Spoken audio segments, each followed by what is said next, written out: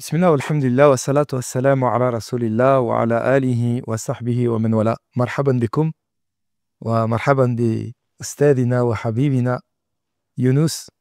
C'est un honneur pour moi que tu ouvres ces assises de podcast, dont l'idée d'ailleurs est née un petit peu de discussions qu'on a eues ensemble. Et c'est un honneur pour moi que tu sois le premier parce que tu as été le premier ici que j'ai aimé en Allah Azzawajal. Et Inch'Allah Ta'ala, ces assises seront des prémices de belles assises dans l'au-delà. Et donc, tu es mon invité aujourd'hui. Et étant donné qu'on est dans un territoire assez sacré, etc., j'avais envie qu'on discute un petit peu de ce que moi je ressens du monde de la Amra et avoir bien évidemment ton expertise sur ce domaine-là, puisque tu as vécu ici, on a vécu ici, et puis c'est un endroit que tu n'as jamais quitté. Tu reviens chaque année.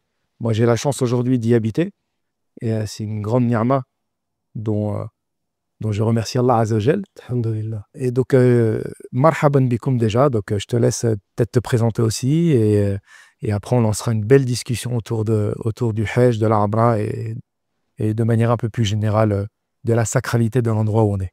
Inch'Allah. Bismillah ar-Rahman ar-Rahim. Alhamdulillahi Rabbil Alamin. Amma ba'd. Déjà, on va quitter tout de suite ce ton-là. Et tu vous fais là, Habibi, parce que toi et moi, ça fait 15 ans, pas qu'on se connaît, ça fait 15 ans que tu es Habibi, et ça fait 15 ans que je suis ton Habibi. Et les gens, ils savent pas. Mais lui et moi, on n'est pas juste des frères. Ah, c'est un frère. Lui et moi, lui, il a vécu chez moi. Moi, j'ai vécu chez lui. C'est vrai. C'est mes filles, c'est tes filles. Tes enfants, c'est mes enfants, Habibi. Donc, tu vas m'enlever tout de suite ce ton. On va l'enlever. Sérieux, d'accord. Par contre, t'as enlevé 5 ans, c'est 20 ans quand tu vois. Ça fait est-ce que nous, on avait 20 ans que C'est comme dans un vieux couple, tu vois ce que je veux dire? Si tu commences à oublier la date. on s'est rencontrés là. Ah, yallah. Tfaddal. Allah ya habibi. Ok, bismillah ar-Rahman ar-Rahim, alhamdulillah. Mais je peux pas m'empêcher d'être heureux, même si le sujet est assez grave, parce que je suis avec Habibi.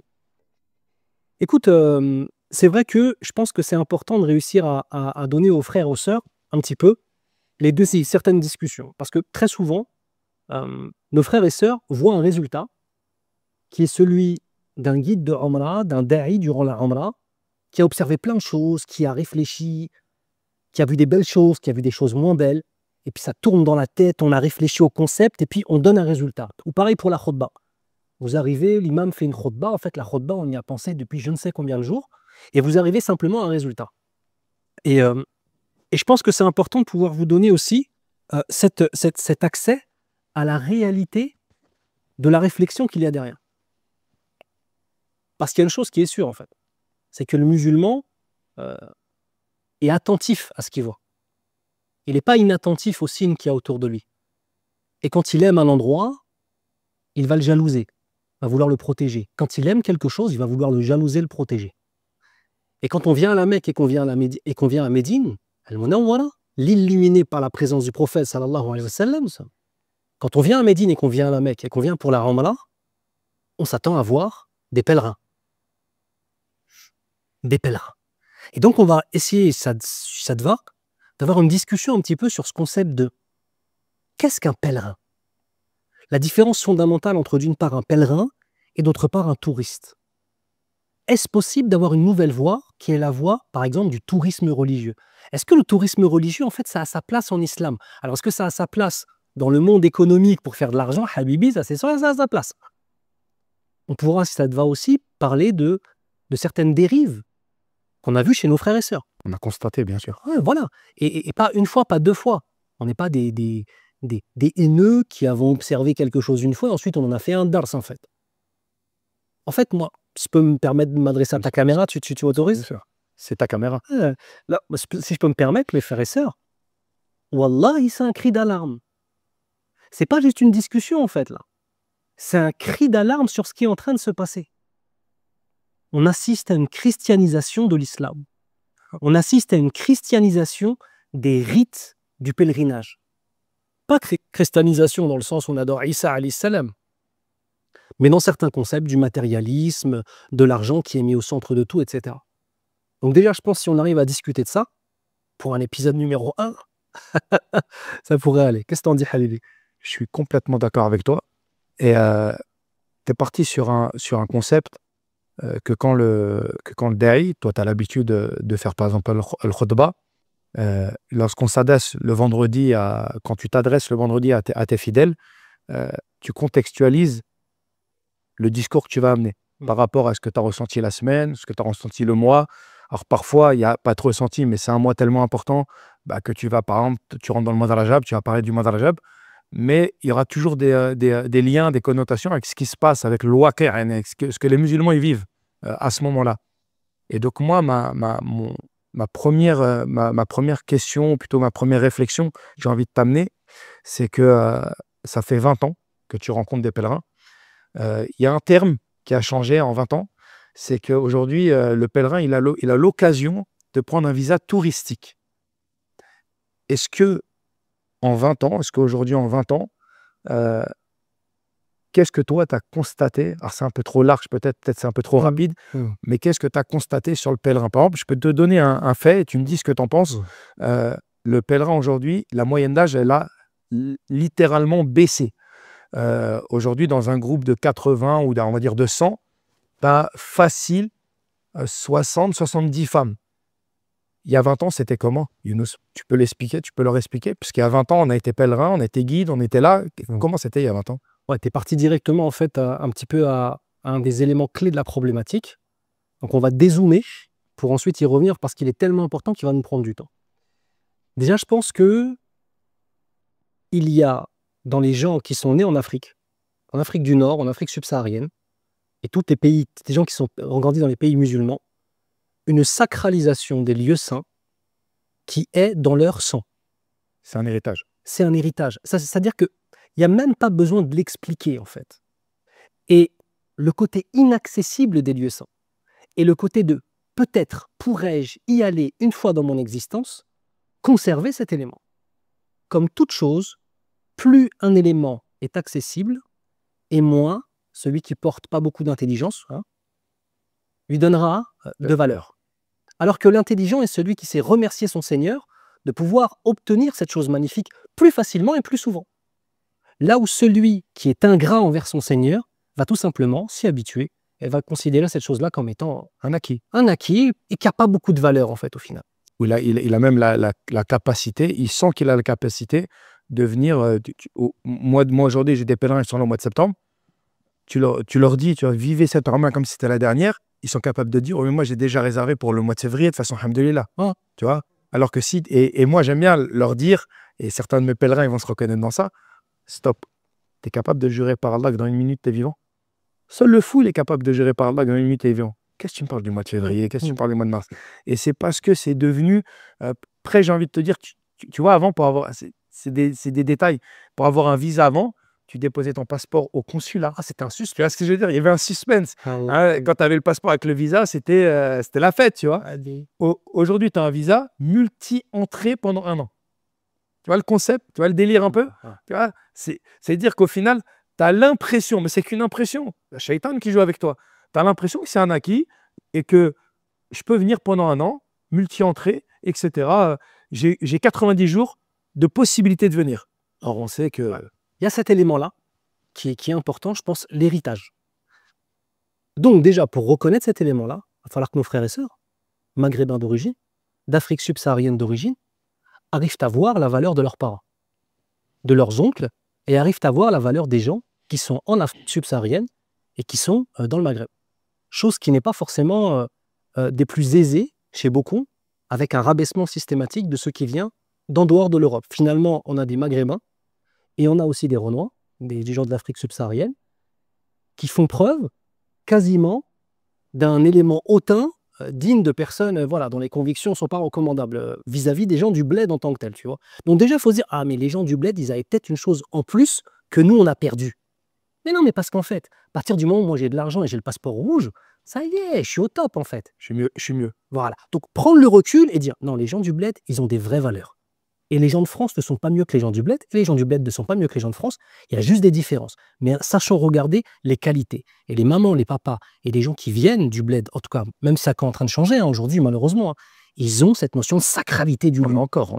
Pas besoin d'en parler. Exactement. Pas besoin d'en parler, en fait, tu vois. Le deuxième élément, c'était l'âge. Déjà, sacralité. Deuxième élément, c'était l'âge. Parce qu'en fait, c'était le voyage d'une vie, le voyage d'une existence. En fait, c'était pas un choix d'y aller à 60 ans. T'économisais? C'était le seul moyen Mais bien d'y arriver. C'est ça, Bien en fait. sûr. Parce qu'en fait, il n'y avait pas, à cette époque-là, tous les éléments de facilité d'amasser de l'argent qu'on a aujourd'hui. C'était différent, en fait. Et le voyage, les gens, ils prenaient l'avion une fois dans leur vie, 2 fois dans leur vie. Aujourd'hui, combien de fois on prend l'avion, en fait? Mais ça, moi c'est ce que je demande à chacun de s'interroger. Vous avez tous des grands-parents, des grands-tontons, des grandes tatas. Allez les voir, interrogez-les et demandez-leur. Est-ce qu'ils sont déjà partis en Grèce, au Baléares, je sais pas moi, en vacances en Thaïlande, en Malaisie? La réponse, on la connaît, hein. C'est non. Ça veut dire que si jamais cette personne-là, elle est venue s'installer en France, le seul voyage de sa vie, c'était France, bled, France, bled, France, bled. Et un jour, Allahu Akbar, France, l'Hajj. France, le Hajj, en bus, 15 jours aller, 15 jours retour, 15 jours. Aujourd'hui, on a des gens. Alors, les personnes âgées, moi, ils sont hors scope. Ala ra's wal ayn. Uhibbuhum fillah. Je parle même pas d'eux parce que tu sais quoi, quand je serai âgé, je sais pas comment je vis. Inch'Allah, ce sera un bon papy. Inch'Allah, ya Rab. Donc, je parle de la jeunesse, en fait.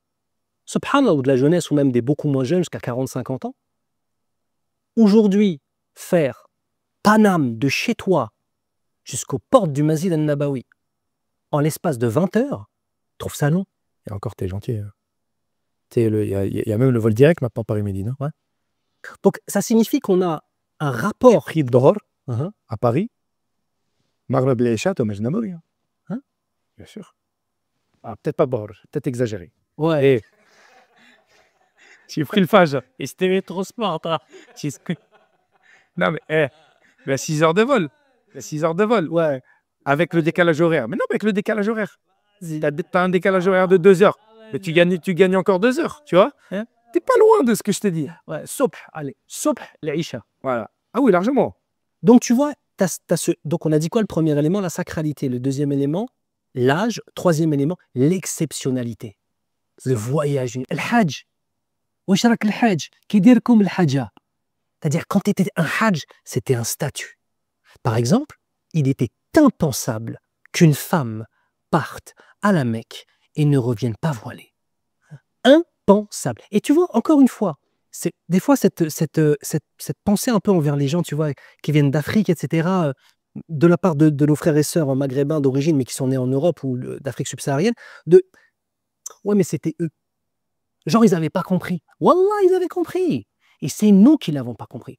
Et c'est une des clés de ce podcast, c'est que nos frères et sœurs el-Mouchahidine, ceux qui regardent, qu'ils réapprennent à être humbles.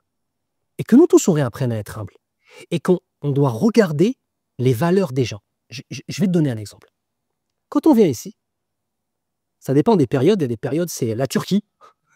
Ouais. Salam alaikum. Il y a que des Turcs partout. Il y a des périodes, c'est le Bangladesh. Il y a des périodes, tu vois, des grandes périodes. Quand tu arrives, par exemple, une période où c'est l'Asie, le contact, la notion, la relation au contact en Asie, elle n'est pas pareille que la nôtre. Tu vas au Bangladesh, tu arrives dans n'importe quel jour de l'année à l'aéroport, on dirait que c'est le jour de la fête nationale, tellement il y a du monde. La promiscuité chez La promiscuité, c'est normal. On avance, j'ai ma main comme ça sur toi, je te dis, allez, yallah, hadji, hadji.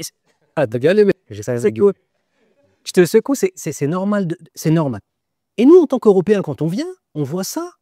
Ah, vas-y, ils ont un mauvais comportement. Ah, attends, regarde.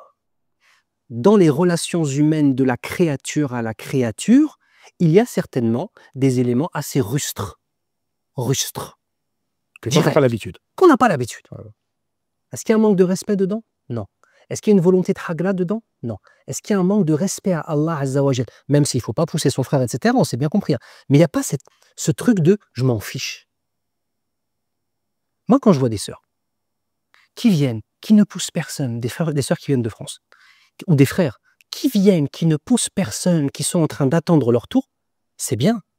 Mais si cette même sœur, elle manque de pudeur dans sa façon de marcher, dans sa façon de parler, dans sa façon de se vêtir. N'oubliez pas qu'on est face à une société aujourd'hui où la femme, par le biais du féminisme, a été masculinisée de plus en plus. Et l'homme, par le biais, excusez-moi du terme, de la déyousserie qu'on a été féminisé de plus en plus. Et en fait, là où on avait des comportements d'hommes et des comportements de femmes qui étaient bien différents et qui sont nécessaires. Un père ne doit pas être comme une mère comme un père, un homme comme ça. Chacun son rôle, chacun sa place. Le masculin n'est pas comme le féminin. Et en fait, on a ramené les femmes par le biais de l'idéologie féministe notamment et d'autres choses vers les hommes, et les hommes par la déyousserie, ils ont été ramenés vers les femmes. Et donc, en fait, on a des mélanges, on a des hommes avec des comportements féminins et on a des femmes avec des comportements masculins. Moi, quand je vois une sœur, excuse-moi, je l'ai vu encore tout à l'heure, quand je vois une sœur qui se balade à la Mecque avec un turban, on voit son cou, et avec des chaussures orange, pétant, qui parle fort avec son téléphone coincé dans son turban, excuse-moi, et là, c'est pas une anecdote de une fois, c'est... Non, c'est... Et bah, tu vois, cette femme-là, qu'Allah la guide déjà, qu'Allah la guide, c'est la première des choses qu'on fait dehors pour elle, mais je trouve que son comportement est bien pire que le comportement de quelqu'un d'Inde qui va te pousser dans le dos. Qu'on ait un petit peu de, tu vois, d'humilité vis-à-vis de nous-mêmes, Inch'Allah ta'ala. Ah, mais la Amra, elle permet à... Quand tu vis en France, des cultures, il y a des cultures que tu connais pas. Alors, je vais rentrer même dans un détail de chez détail, mais qui nous passionne, nous. C'est même, par exemple, le madhab Hanafi. On le connaît pas. Ouais, C'est-à-dire que quand tu vois un musulman Hanafi en face de toi, tu peux te dire, mais il fait quoi? Il fait n'importe quoi. Mais c'est parce que toi, tu es ignorant, en fait. Et le passage de l'école de l'imam Abu Hanifa, rahimahullah, qui est l'école la plus pratiquée sur cette terre. Voilà. Et souvent, en plus, c'est anecdotique, mais souvent on dit, ah ouais, l'école de l'imam Abu Hanifa, ouais, bah, lui, de toute façon, il a contredit tout le monde. Non. C'est L'autre qui le contredit, voilà, parce qu'il est venu en premier. Mais c'est encore une fois, c'est de l'ignorance. Et justement, le fait de venir en Amra ici, de venir à Mecca, de venir à Médine, ça nous renvoie, nous, Français, parce qu'on parle à une communauté française, on va dire en premier lieu, à notre propre ignorance du monde. Parce que pour nous, on est persuadé déjà, premièrement, qu'on est les meilleurs du monde. Ça, de toute façon, c'est connu même dans le tourisme, de manière générale. Et puis, deuxièmement, on a l'impression que l'islam, c'est le Maroc, l'Algérie, la Tunisie, le Mali, le Sénégal. En fait, si tu fais ces 5 pays-là réunis, ça fait même pas, peut-être même pas, je sais pas, l'Indonésie, tu vois, ou même pas les musulmans indiens d'Inde, tu vois. Donc, au final... Plus quoi, parce qu'ils sont un peu plus de 200 millions. Mais tu vois, le rapport, il est 80% des musulmans dans le monde ne sont pas d'origine arabe, premièrement. L'islam subsaharien représente, il me semble, entre 13 et 15%, d'accord? Et en fait, le reste, c'est l'Asie, en fait. C'est incroyable. Ouais. Et en fait, quand tu viens ici, moi, je le vois avec les pèlerins. C'est la première fois de leur vie qu'ils voient des Asiatiques. Ça. Alors oui, il y a des comportements, ils sont pas choquants, mais il y a des comportements étranges, puisque nous, on n'a pas l'habitude de les voir. Donc, on ne sait pas comment ils sont.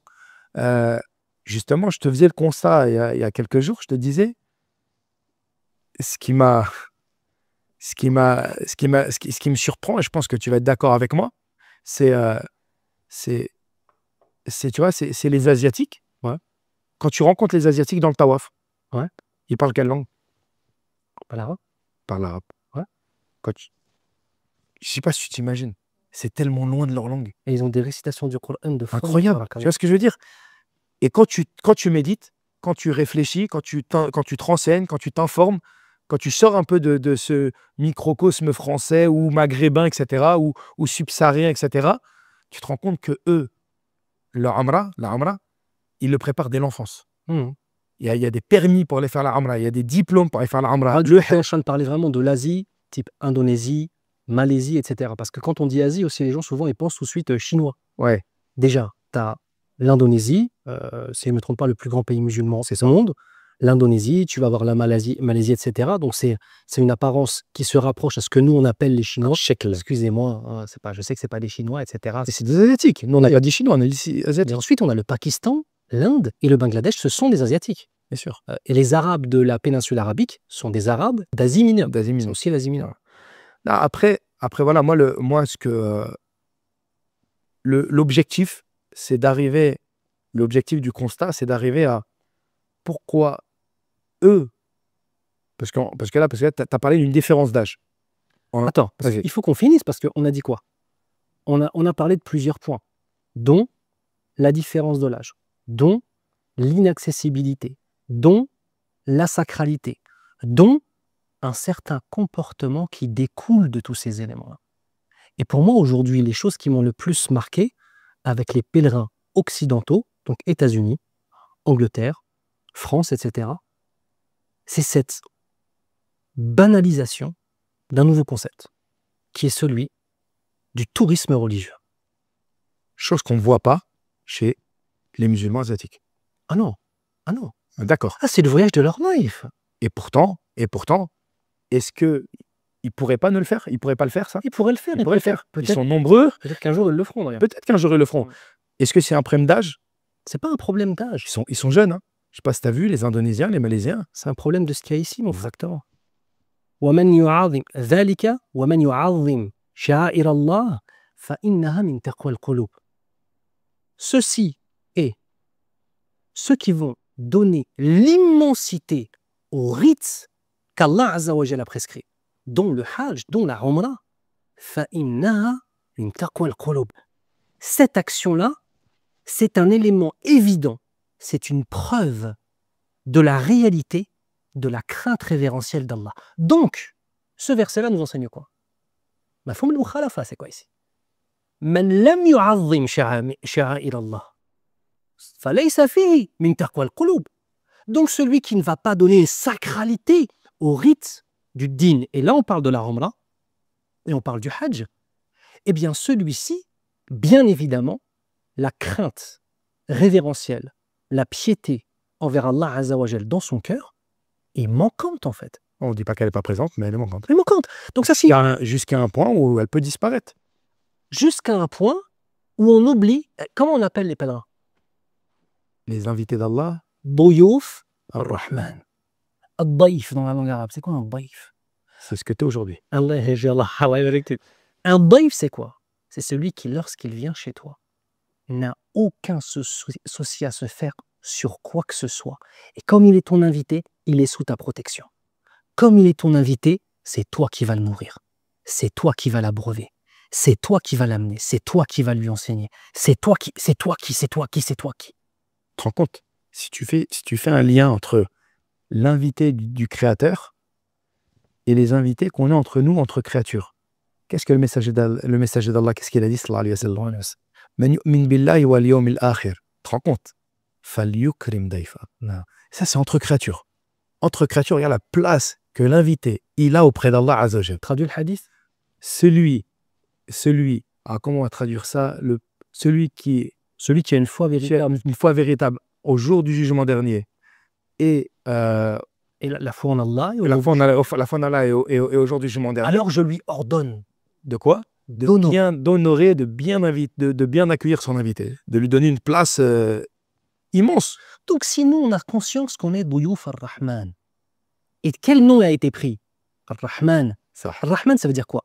Celui dont la miséricorde complète englobe toute chose, parce que c'est sur le wazn de Fa'lan, comme Rabban, Shab'an, Mal'an, ça veut dire Kamel ou Sifa, le summum de la caractéristique. Donc Ar-Rahman, c'est pas celui qui fait miséricorde, c'est celui dont la miséricorde absolue et parfaite englobe toute chose.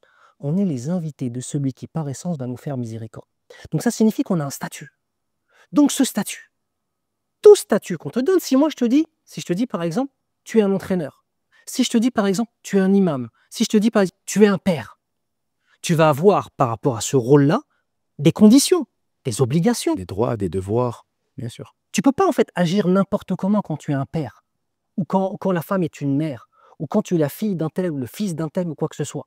Ça signifie que tout statut honorifique qui est donné implique des obligations. Exactement. Et en fait, ce qui se passe de plus en plus, c'est qu'aujourd'hui, la Mecque est devenue une destination parmi d'autres destinations. Elle est même parfois plongée dans un combiné touristique. On passe par Dubaï.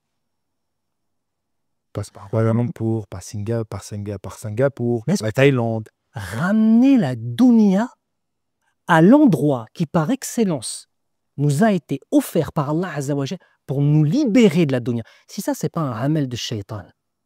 Le mélange des niyat. Regarde, on se pose des questions sur notre sincérité ou pas? On se pose sans arrêt des questions sur notre sincérité. C'est-à-dire, juste, je pars juste à la Mecque. Tu te rappelles qu'on était à Médine, Habibi, toutes les Umrah qu'on a fait ensemble. Les gens, ils savent pas. Les Umrah qu'on a fait ensemble, Habibi. Quand on partait de Médine, qu'on partait dans les bus Saptco, le mercredi après les cours, on partait avec les bus Saptco, il n'y avait personne qui nous voyait. On n'était personne. On avait les poches, tu les retournes, il y a des beaux tontos qui s'envolent tellement on n'avait pas d'argent. C'est-à-dire, il n'y a pas d'histoire d'orgueil possible, on était personne. Il n'y a même pas de smartphone. On ne pouvait même pas se filmer. Mais si on voulait, on ne pouvait pas le faire. Barakallahu fi. Avec ça, Émir, est-ce qu'on est sincère dans notre âme? Mais avec ça, on a peur. Est-ce qu'on a, tu vois, on se posait la question. Est-ce que tu te rends compte, Émir, que là, on va aller dans un endroit, c'est vrai qu'on était à Médine, où le prophète sallallahu alayhi wa sallam marchait. D'ailleurs, l'imam Malik, rahimahullah, à Médine, il marchait pieds nus, dans l'espoir que son pied touche un endroit que le pied du prophète sallallahu alayhi wa sallam avait touché. Il ne se mettait pas sur la monture. Exactement. Il ne se mettait pas sur une monture de peur se dire, en fait, j'ai été à un endroit plus haut que le prophète sallallahu alayhi wa sallam. Allahu akbar. C'est ça les pieux, en fait. Donc ça, c'est un autre élément. Banaliser, en fait, la destination de Mecca, tout ça parce qu'elle est accessible au niveau financier, alors elle a perdu quasiment sa sacralité, qu'Allah nous préserve. Et il y a un autre élément. Tu viens juste d'en parler. Le smartphone. En fait, aujourd'hui, Une alat, c'est un outil. ouais, c'est un outil, mais il y a plein de choses. Le fusil aussi, c'est un outil, mais tu fais des génocides avec. Ou bien alors, tu fais la libération de la Palestine. Allahumma ansur ikhwanana ya rabbal alamin. Ça, oh là là. Donc oui, d'accord, tu peux utiliser plein de choses. Maintenant, la réalité, comment il est utilisé? Bah, tu sais, moi, je mets un... Bah, on est pareil. Hein. Je pense que je pourrais deviner ta réponse si je te posais la question. Un imam qui marque ta vie dans la lecture. Cheikh Al-Khuzam. Vas-y, peut-être d'autres. Non, non, pas la lecture du Coran. Dans la lecture de l'islam. Dans ses écrits. L'imam Ibn al-Qayyim, rahimahullah. D'accord. Rahimahullah, rahmatan wasi'a. Cheikh al-Islam était le meilleur, rahimahullah. De toute façon, Ibn Rajab al-Hanbali, Abu Hamid al-Ghazali, rahimahullah. Non. Il y a un rapport dans sa lecture de connexion avec Allah. Ouais. D'accord? Bon, d'accord. Ah, c'est... Ce que je dis souvent à mes pèlerins, aux pèlerins, de général, c'est pas les miens, mais ceux qui sont derrière moi, lorsqu'on part en tawaf, ou lorsqu'on part même au Hajj, à Arafat, encore plus à Arafat, tu te rends compte? À Arafat. Non, mais C'est incroyable. عرفة سمي عرفة لأن العبد يعرف رحمة ربه في ذلك اليوم. Il a été appelé Arafa, ça vient du verbe Arafa, connaître, parce que c'est en ce jour-là que l'adorateur prend conscience et il connaît, et il est en contact avec la miséricorde d'Allah. D'autres disent que c'est Arafa, Adam Arafa Hawa. Il avait perdu Hawa et il a reconnu Arafa. Arafa. Il y a plein de choses. Arafa, Nefsa, tu te prends conscience de qui tu es, et c'est le voyage de ta vie. Ça. Mais tu vois, et moi je leur dis, le téléphone que vous avez, vous pourriez l'utiliser sur le chemin d'Allah Azza wa Jal. Mais vous allez voir, au moment où je te parle, Habibi, au moment où je te parle, je pourrais le jurer par Allah, mais ça ne sert à rien. Mais j'ai pas là, on est sur l'yaqin, d'accord? Qu'au moment où je te parle, il y a des gens qui sont connectés en direct sur leur téléphone pendant le tawaf. Ils ne sont pas connectés avec Allah. Ils sont connectés avec TikTok, Instagram, Snapchat, en direct, WhatsApp. Ou même leur famille. Avec leur famille. Moi, ça m'est arrivé. Mais imagine-toi dans quel délire on arrive. C'est délirant, ça. Ça m'est arrivé d'observer. Toi, tu es dans ton tawaf, tu ne demandes rien à personne. Tu es en train de faire dua, tu es en train de faire le dhikr, tu es en train de faire salawatu ala nabi, etc. Tu ne demandes rien à personne. Et en face de toi, tu vois un homme comme ça, avec sa femme, dénudé, dévoilé, et il est comme ça, il parle. Mais ça veut dire que lui, sans aucun doute possible, s'il est connecté avec son téléphone, tu ne peux pas être connecté avec ton téléphone et connecté avec Allah.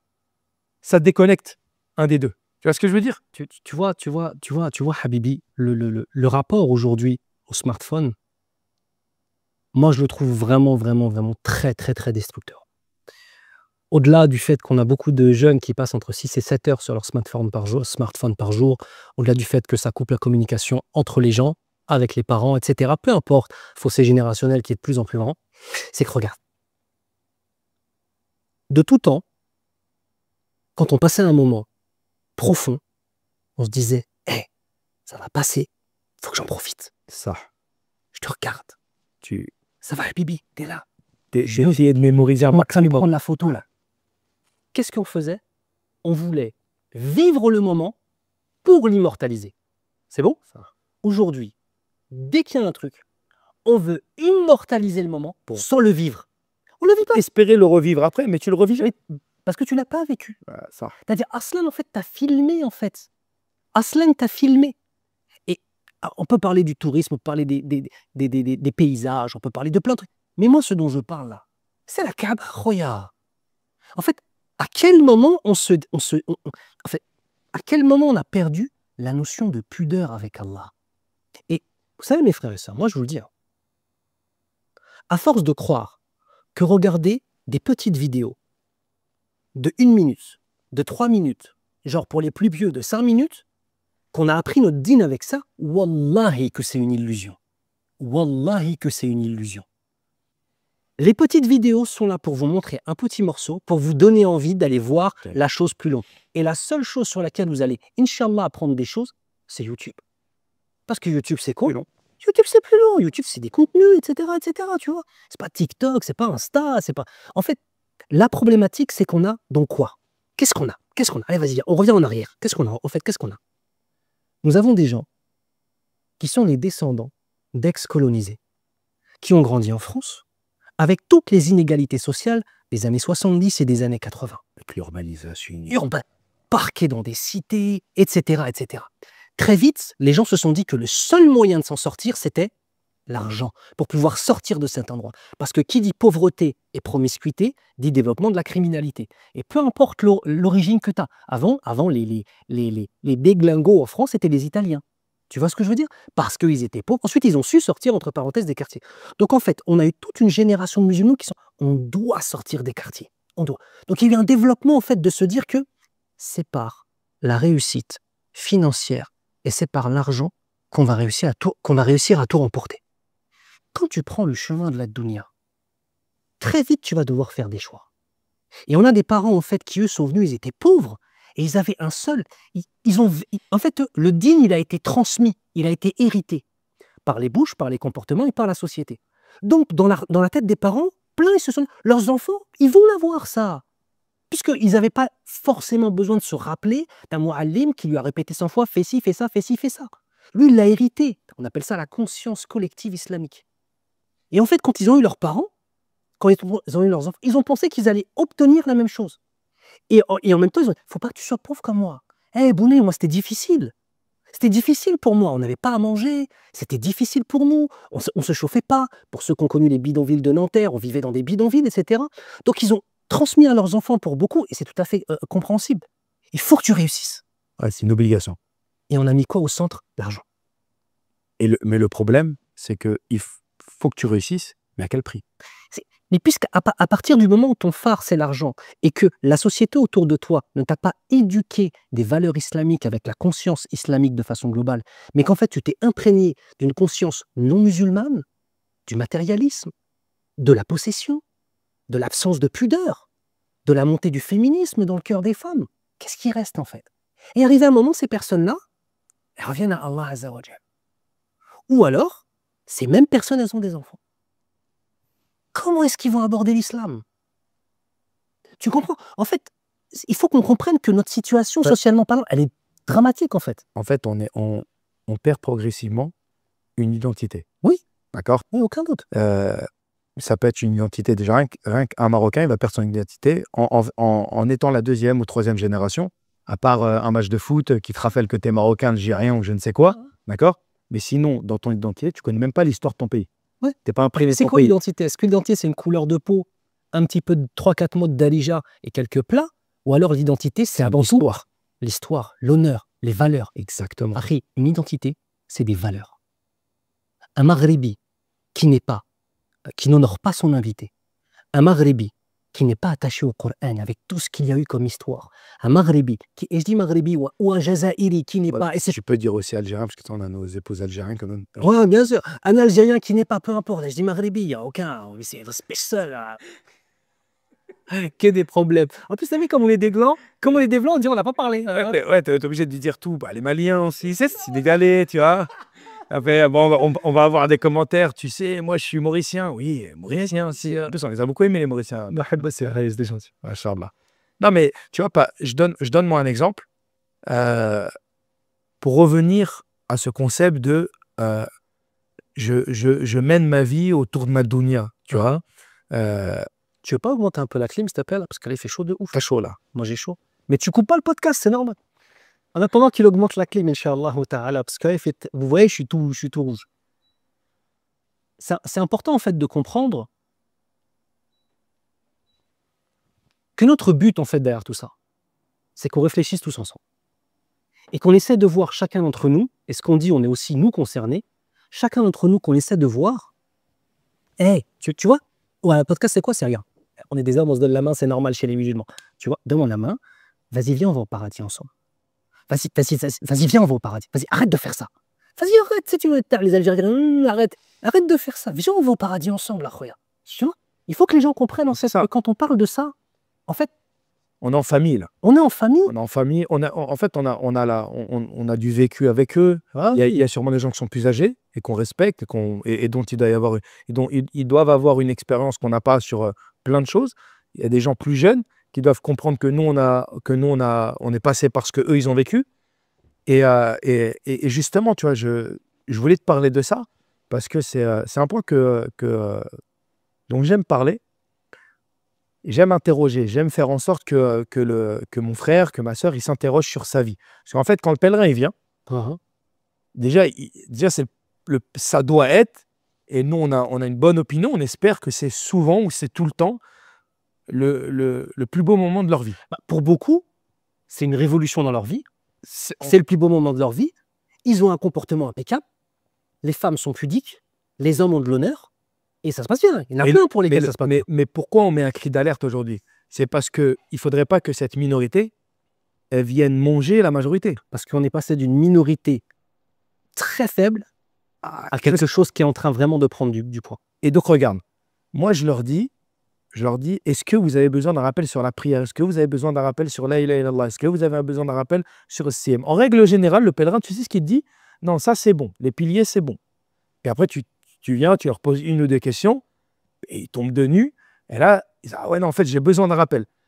Et bien, tu vois, la prière, et moi, je te demande aussi, toi qui nous regardes, tu vois, de te poser cette question-là. Est-ce qu'aujourd'hui, tu mènes ta vie en fonction de ta prière, ou est-ce que tu mènes ta prière, est-ce que la place que la prière elle a dans ta vie, elle est en fonction de ta vie?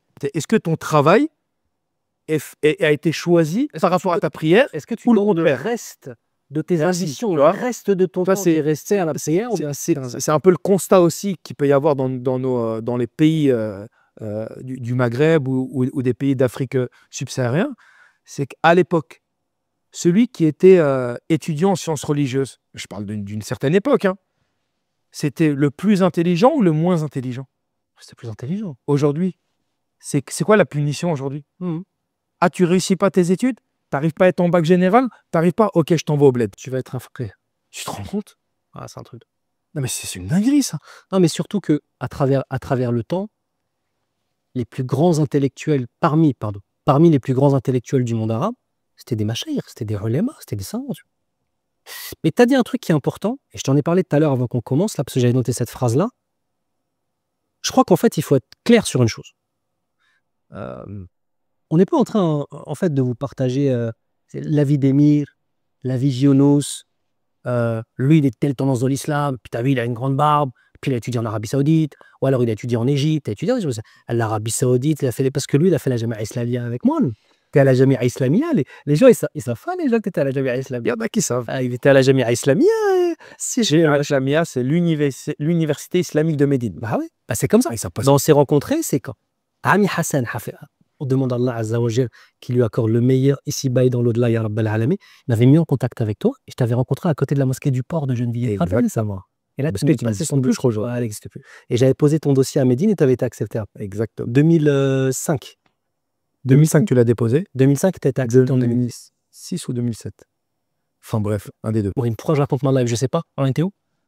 t'en étais au fait que c'était pas ton avis, c'était pas mon avis. Voilà. On a cité le verset. Et quant à ceux qui donnent la grandeur au rite d'Allah Azza wa Jal, eh bien, ceci représente la piété des cœurs. C'est-à-dire que tout ce dont on parle depuis tout à l'heure, le fait, en fait, de parler aujourd'hui qu'une femme, quand elle vient à Médine et à Mecca, elle doit être voilée décemment, c'est une folie de devoir le dire. Ça. C'est-à-dire, là, on rebelle, en fait. L'ordinaire devient extraordinaire. C'est ça, exactement, barakallahu fik. Mais les mêmes personnes qui voient ensuite qu'il y a des non-musulmans, maintenant, qui rentrent à Médine et Mecca, et des femmes non voilées qui rentrent à Médine et Mecca et qui sont choquées, mais déjà, est-ce que nous, les musulmanes, elles portent un hijab shara'i? Pour rappel, le hijab n'est pas un élément de tazyil, c'est-à-dire ce n'est pas un élément d'embellissement. Il est là pour cacher votre beauté, mes sœurs. Parce que votre beauté, c'est pour votre mari. Et tout comme l'homme, sa beauté, incha'Allah, il y a des éléments de son corps qu'il ne montre qu'à son épouse. C'est tout à fait normal en tant que quoi. Oui, on est aujourd'hui, on marche sur la tête. أفمن يمشي مكبا على وجهه أهدى أمن يمشي سويا على صراط مستقيم. Est-ce que celui qui marche sur le visage est plus guidé que celui qui marche droit en étant sur une voie droite? Donc là, ce dont on est en train de parler, c'est pas un truc de c'est ton avis, c'est mon avis. Ah, là, on parle du din, là. On n'a pas parlé de trucs super précis dans le dogme. Là, c'est ma'loum bid-daroura. Et ça nous amène à une deuxième règle. En fait, ce que tu es en train de dire, c'est que si tu poses la question au bédouin qui est dans le désert, qui n'a jamais connu l'Occident, il n'a pas la télé, il n'a pas le téléphone, etc. Tu lui dis, si demain je vais à la Mecque, est-ce que je dois mettre le hijab? Lui, qu'est-ce qu'il veut? Attends, mais... Un campagnard d'Indonésie, un bédouin du désert, un citadin de Kuala Lumpur, un musulman converti au Japon, ou ce que tu veux, peu importe. C'est le discours là, c'est le discours en fait de ce que nous dit l'islam là-dessus. Ça, c'est un premier élément. Deuxième élément, ce n'est pas parce que nous sommes habitués à avoir sans arrêt des dérives sur l'islam que la dérive devient partie intégrante de l'islam. C'est-à-dire, de façon plus simple, ce n'est pas le monde qui façonne l'islam. C'est l'islam qui doit façonner le monde. Exactement. Et en fait, à partir du moment où on estime que, oui, mais c'est pas grave parce que, mais il n'y a pas de parce que, t'es à la Mecque, ya Habibi. Est-ce qu'on peut leur rappeler quelque chose, une règle qui est propre à Mecca? Ouais. Cette règle-là, elle est inexistante ailleurs dans le monde. Tu fais le rousse quand tu rentres? Si tu veux, mais c'est pas que ça. Regarde. Celui qui fait un péché à Mecca, tu peux leur expliquer? C'est décuplé. Allah Azza wa Jalla, qu'est-ce qu'il dit? وَمَنْ يُرِدْ فِيهِ بِإِلْحَادٍ بِظُلْمٍ فَنُذِقْهُ مِنْ عَذَابٍ أَلِيمٍ. Allahu Akbar. وَمَنْ يُرِدْ فِيهِ. Il l'a pas fait. Il a juste voulu le faire. Il a eu l'intention de faire. Il y a pensé. D'accord?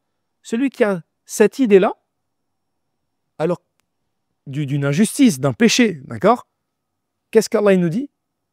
On lui fera goûter un châtiment douloureux. Pourquoi? Parce que quand tu viens ici, là on est à la Mecque, pour que les gens comprennent, on est à la Mecque. Quand tu viens ici, à l'intérieur des houdoud du haram, tu as été invité par Allah, tu étais rien, tu étais insouciant, tu étais pécheur, tu étais perdu. Parce que sans Allah, on est perdu. Tu étais loin, tu étais à 5000 km, tu étais à 8000 km, tu étais à 10 000 km. Tu étais pauvre. Allah, c'est lui le riche. Toi, tu étais pauvre. Il t'a ramené ici. Ici, on ne veut voir de toi que le meilleur de ton visage. Et tu ne peux que donner le meilleur. On ne veut pas tes défauts. Mais si tu ne donnes pas le meilleur ici, tu vas donner où le meilleur? Barakallahu fik. Barakallahu fik. Tu vois, il y a une histoire que j'avais lue dans l'explication de Al-Shama'il al-Muhammadiyya, livre extraordinaire de l'imam al-Tirmidhi. Les nobles caractéristiques morales et physiques du messager d'Allah. Sallallahu alayhi wa sallam. Comment il était, comment il mangeait, comment il dormait, comment il parlait, etc. En fait, ce livre, ça doit être un livre de chevet. Et dans cette explication-là, il parle de comment le comportement qu'il avait avec la Mecque, avec la Kaaba, comment il aimait la Mecque, comment il aimait la Kaaba. Parce qu'il faut le rappeler, cas où ils ne le savent pas, c'est que le messager d'Allah, c'est un Mécois, pas un Médinois, c'est un Mécois. Il est mort à Médine, mais 53 ans de sa longue et très belle vie, il l'a vécu à Mecca. Le messager d'Allah, il était attaché à la Kaaba à un tel point que quand il choisit la grotte de l'Hira, c'est parce que de là-haut, de ces 600 mètres et quelques, il y avait une fente, on pouvait encore voir la Kaaba. Il aurait pu aller dans plein d'autres montagnes. Non, il a choisi cette grotte-là parce qu'il y avait encore cet attachement, cette connexion avec la Kaaba, qu'il ne voulait pas perdre. Il pouvait s'isoler, mais pas de ça. Saïd ibn Jubair, rahimahullah, mais un grand tabi'in. Les tabi'in, c'est ceux qui ont succédé aux Sahaba. Donc, on va dire le top 3, d'accord, si on peut dire. Il y a Hassan al-Basri, Mujahid, il y en a d'autres. Mais Saïd ibn Jubair, c'est un grand compagnon, un grand lapsus. C'est un grand tabi'in, un grand succédant. Mutlaqan radiyallahu anhu, ce n'est pas exclusif aux Sahaba. C'est vrai, c'est vrai. On peut le dire, c'est une doigt. Mais c'est vrai que d'usage, ça pour les Sahaba. Donc, la première fois qu'il a vu la Kaaba, je ne sais pas si tu connais l'histoire. Première fois qu'il voit la Kaaba, il ne l'a jamais vue. Il la voit, il fait rak'atayn dans la première unité de prière. Il récite tout le Coran. Allahu Akbar. Quand on lui demanda pourquoi, il n'arrivait pas à s'arrêter. Il était subjugué. Parce que lui, il avait compris où il était. C'était quoi cet endroit? C'est pas juste de l'émotion. C'est pas juste mon émotion temporelle et temporaire de je pleure pendant un tout petit moment. Ça doit marquer ta vie. En fait, c'est un tournant, une étape. Exactement. Tu vois, la Kaaba, il y a deux coins qu'on touche. Rukn al-Yamani, le coin yéménite, et Hajar al-Aswad. On ne touche pas les deux autres coins. Parce que les deux autres coins, en fait, ils n'existent pas. Puisque la Kaaba a été reconstruite et ils n'existent pas. Mais juste ça. C'est quand moi, j'arrive à faire amener, c'est pas les groupes, mais une petite famille, un couple, etc. J'arrive à les faire toucher Rukn al-Yamani. Hajar al-Aswad, c'est impossible. Sauf si tu vas prendre des péchés pour y aller. Donc ça n'a pas de sens. D'accord? Ils touchent. Je leur dis stop. On se recule. Je dis, là, peut-être que tu as touché le même endroit que le messager d'Allah il a touché. Sallallahu alayhi wa sallam. C'est trop honte. Wallahi. En tout cas, ta main, elle a touché le même endroit. C'est symbolique. Mais c'est un symbole qui est fort. Que les Salafs, ils avaient compris. Que nos pieux prédécesseurs, ils avaient compris. Et il n'y a pas besoin. Tu sais, souvent, on est là, les Salafs, mais ils sont hors temps. Hein? Comme certains livres qui ont été écrits, Aïna nahnu min haoula, mais ils sont hors temps. Non, c'est nos cœurs qui sont hors temps. On a eu la chance de nous asseoir chez des savants qui sont vivants aujourd'hui, qui sont contemporains. Hein, comme Cheikh Mohammed ibn Mohammed Mukhtar al-Shinqiti, il est contemporain, il est encore là. Quand il te raconte des histoires, quand il te raconte certaines histoires où son shir dans le Coran, un jour, il a entendu un verset qu'un qari lui a lu sur lui, et quand il a entendu le verset, il est mort. Parce que ça l'a tellement choqué, il est mort. Mais ça, c'est contemporain, c'est là, c'est il y a 10 ans, il y a 15 ans. Chez Al-Uthaymin, c'était il y a 20 ans. Chez Al-Albani, c'était il y a 20 ans. C'était pas il y a 100 000 ans. Tu vois ce que je veux dire? Donc ça veut dire que c'est pas une histoire d'années. Et tu sais quoi? Je suis persuadé que dans 20 ans, dans 30 ans, dans 50 ans, il y en a qui prendront la relève. Et des histoires incroyables, on en entendra, parce qu'on en entend encore aujourd'hui. Tu sais, moi, l'histoire de Shir ibn Ubez, quand tu lis son histoire, c'est un homme aveugle, tu vois. Tu as l'impression, quand tu lis son histoire, sa biographie, il a vécu 50 vies. Et c'est incroyable. Il avait tous les pouvoirs, tu as l'impression qu'il a vécu 50 vies. Tu vois, pourquoi? Parce qu'il y avait la baraka dans leur temps, parce qu'ils sacralisaient chaque moment. Nous, on parle de sacraliser la Umra ou le Hajj. Et ça devrait être pareil pour chaque prière compris, pour chaque mois de Ramadan qu'Allah. Les Salafs, ils disaient quoi? À la sortie de Ramadan, ils demandaient qu'Allah accepte leur mois de Ramadan. 6 mois après, pendant 6 mois, Allahumma balighna Ramadan. Allahumma balighna, parce qu'ils savaient c'était quoi le mois de Ramadan. Tu sais, le Ramadan, c'est une madrasa. La prière, c'est une madrasa. La Umrah, c'est une madrasa qui doit t'apprendre, qui doit t'éduquer. Mais si on en vient à ton constat, à un autre constat, au constat malheureux, que la Umrah, c'est un voyage parmi tant d'autres. Et ce n'est que le début. Et c'est ça, ya Habibi. Jusqu'où ça va aller? En fait, voilà, c'est que là, nous sommes au début. En fait, il y a eu un virage et nous sommes au début, en fait. Il y a un autre élément qui est important, c'est le fait que l'Arabie Saoudite est ouvert aux femmes non accompagnées d'un mahram, il leur est ouvert la possibilité de venir faire la Umrah. Chose qui à la base est illicite, qu'on soit bien clair. Et ce n'est pas parce que l'Arabie Saoudite au niveau administratif autorise quelque chose que cette chose devient licite. L'Arabie Saoudite a pris un tournant sur plein de volets dont on ne va pas en parler maintenant. Elle a la vision 2030, elle a fait des investissements de plus de 200 milliards de dollars, elle a besoin de retour sur investissement. Donc, ils ont ouvert pour qu'il y ait plus de pèlerins, tout simplement. Plus de touristes. Plus de touristes. Tu vois ce que je veux dire? On va dire pèlerins quand même. On va dire encore pèlerins. Et des touristes aussi, ils essaient de développer le tourisme, tu vois. Ce que je voulais dire, c'est que aujourd'hui, nous avons une pente descendante. Cette pente descendante, et je ne me fais pas l'illusion qu'avec ce podcast, on va tout changer. Mais c'est Allahumma shahad. Ya Allah, sois témoin, on a voulu prévenir nos frères et nos sœurs. Moi, que nos prières ne soient pas malheureusement exceptionnelles à chaque fois, puisqu'on en a au minimum 5 par jour, À la limite. c'est, alors, je peux comprendre d'une certaine façon, je ne vais pas le justifier. Comprendre, c'est pas justifier. D'accord? Je vais juste dire, ah, j'ai compris comment ça s'est fait, mais j'ai pas dit que c'était bien. Et mais Ramadan, Ramadan une fois dans l'année, la Umrah une fois dans ta vie, ou 3 fois dans ta vie, le Hajj une fois dans ta vie. Oh, on a les gens qui, aujourd'hui, les malls, donc les centres commerciaux, sont remplis de femmes du matin au soir. Ils nous ont fait la grande tour, là, qui est un centre commercial géant avec des hôtels géants. Et on a les gens qui passent leur vie dans les magasins. Allah. Emir, c'est quoi la maladie principale aujourd'hui et c'est quoi le problème principal des pèlerins que tu rencontres aujourd'hui? Le problème principal des pèlerins que je rencontre aujourd'hui, ouais, je vois ce que tu veux dire. C'est l'ennui. L'ennui. Et là, on fait quoi demain? Viens, on le répète. L'ennui. C'est incroyable. L'ennui. Ça, c'est un délire. Un délire. Des gens viennent à la Mecque et à Médine, ils s'ennuient. Et ils te demandent, est-ce qu'on peut aller faire du cheval? Est-ce qu'on peut aller faire du jet ski? Juste si on peut se permettre. Bah, tu me poses la question là. Je ne sais pas qui va me la poser la question. Ça veut dire que c'est un constat. Tu sais, c'est-à-dire que tu sais que je vais répondre ça.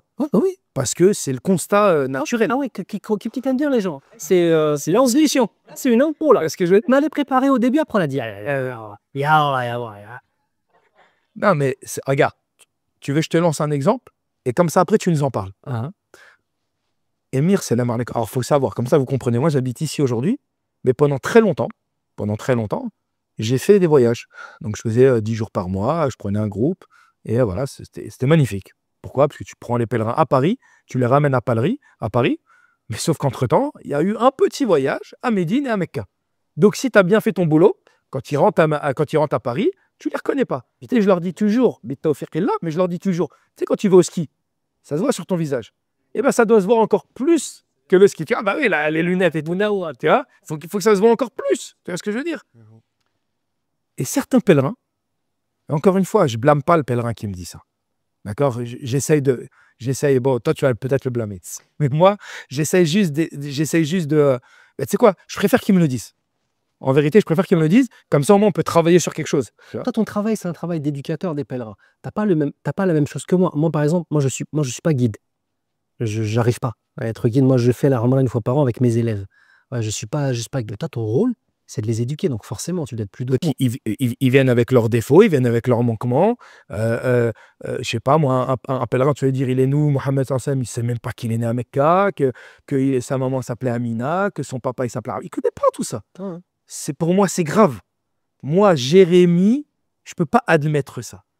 Moi, Eric, non plus. Tu vois, tu sais, tu disais, ouais, chaque prière, etc., ok, tu essayais de comprendre, mais sans justifier.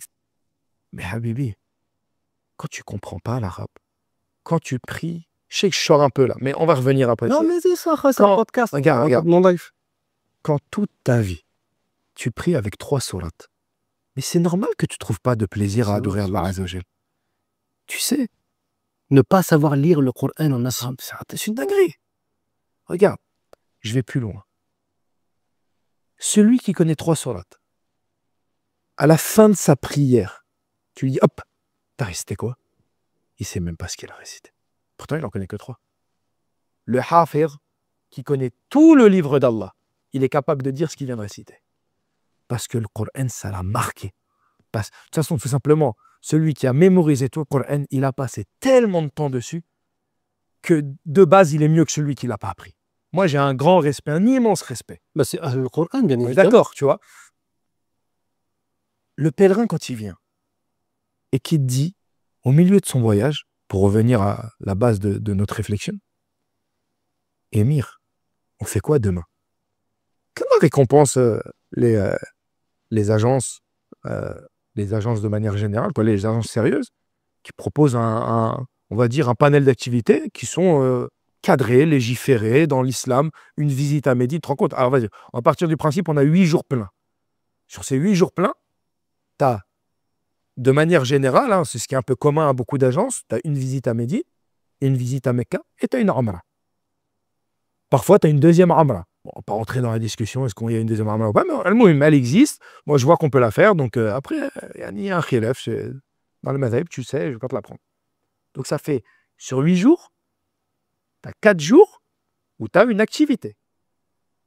C'est pas comme si, pendant 8 jours, tu n'as rien.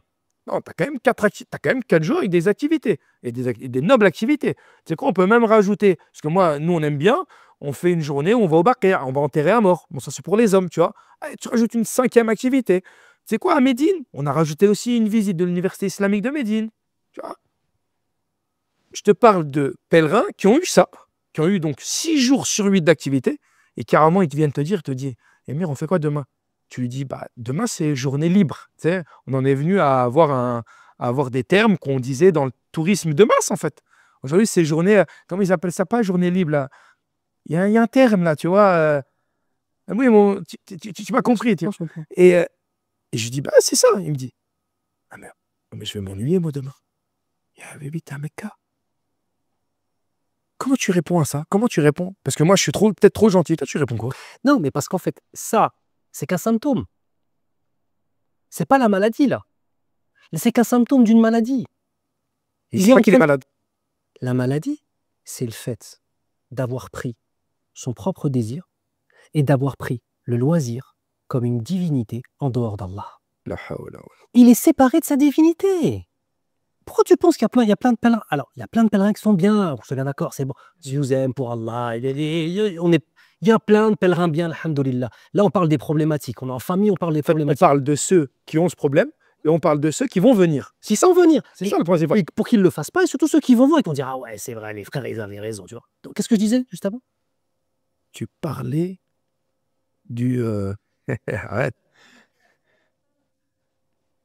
Ça va. C'est bien, toi. Kif halak. Allah yahdik. Mais parce que les gens, ils savent pas, il est 1h du matin. Et je pars à 8h30 demain à Jeddah pour aller faire des enregistrements avec toi. On est fatigué. On est fatigué. J'ai tapé 2 nuits blanches avant. Bon, qu'est-ce que je disais? Non, on est en train de parler d'un truc important. Tu vois la fatigue, Allahu Akbar. Mohim, qaddar Allah. Il y avait autre chose dont je voulais parler, qui est super important. Et je l'ai oublié aussi, ça va revenir. C'est le symptôme. C'est le symptôme de la maladie. Et cette maladie, c'est le fait d'avoir pris les loisirs comme étant une divinité. Je vais t'expliquer dans quoi vivent les gens aujourd'hui. Écoutez bien. Désir. Frustration de ne pas avoir. Obtention. Lassitude. Désir. Frustration de ne pas avoir. Obtention. Lassitude. C'est un cercle. Un cercle vicieux. On désire obtenir quelque chose. On met toute son énergie pour obtenir la chose. On est frustré de ne pas l'avoir. Et quand on l'a, très vite, on est lassé. Mais pourquoi? Parce qu'on veut remplir nos cœurs avec de la matière, de la dunya, alors que ton cœur, il a assoiffé du dhikr d'Allah Azza wa Jal. Cette vie d'ici-bas est maudite, et ce qu'elle contient est maudit, sauf le rappel d'Allah Azza wa Jal. N'est-ce pas par le rappel d'Allah Azza wa Jal que les cœurs s'apaisent? Donc en fait, on a des cœurs. C'est ça la matière qu'on a à l'intérieur. Et moi, en fait, j'ai pas le fait de remplir mon cœur de spiritualité, de relation avec Allah Azza wa Jal. Spiritualité, me sortez pas les trucs de bouddhisme et de machin. Spiritualité orthodoxe, de croyance en Allah Azza wa Jal, de la connaissance de ses noms et de ses attributs, de la connaissance du tawakkul, de s'en remettre à lui, de son amour, de recevoir son amour, de lui donner notre amour, tout ça. Donc si mon cœur, je lui donne pas ça, je vais être obligé de remplir avec d'autres choses. Mais ces choses-là, à peine elles touchent le cœur, parce que c'est des illusions. Et c'est pour ça, quand tu as pris l'illusion et tu as pris tes loisirs en tant que divinité, tu es toujours en train de le remettre et tu n'es jamais heureux. Et t'es pas. Alors que quand tu as Allah Azza wa Jal dans ta vie, t'es pas rassasié en fait. Comme ils disent les salafs, Ma wajada alladhi wajada Allah.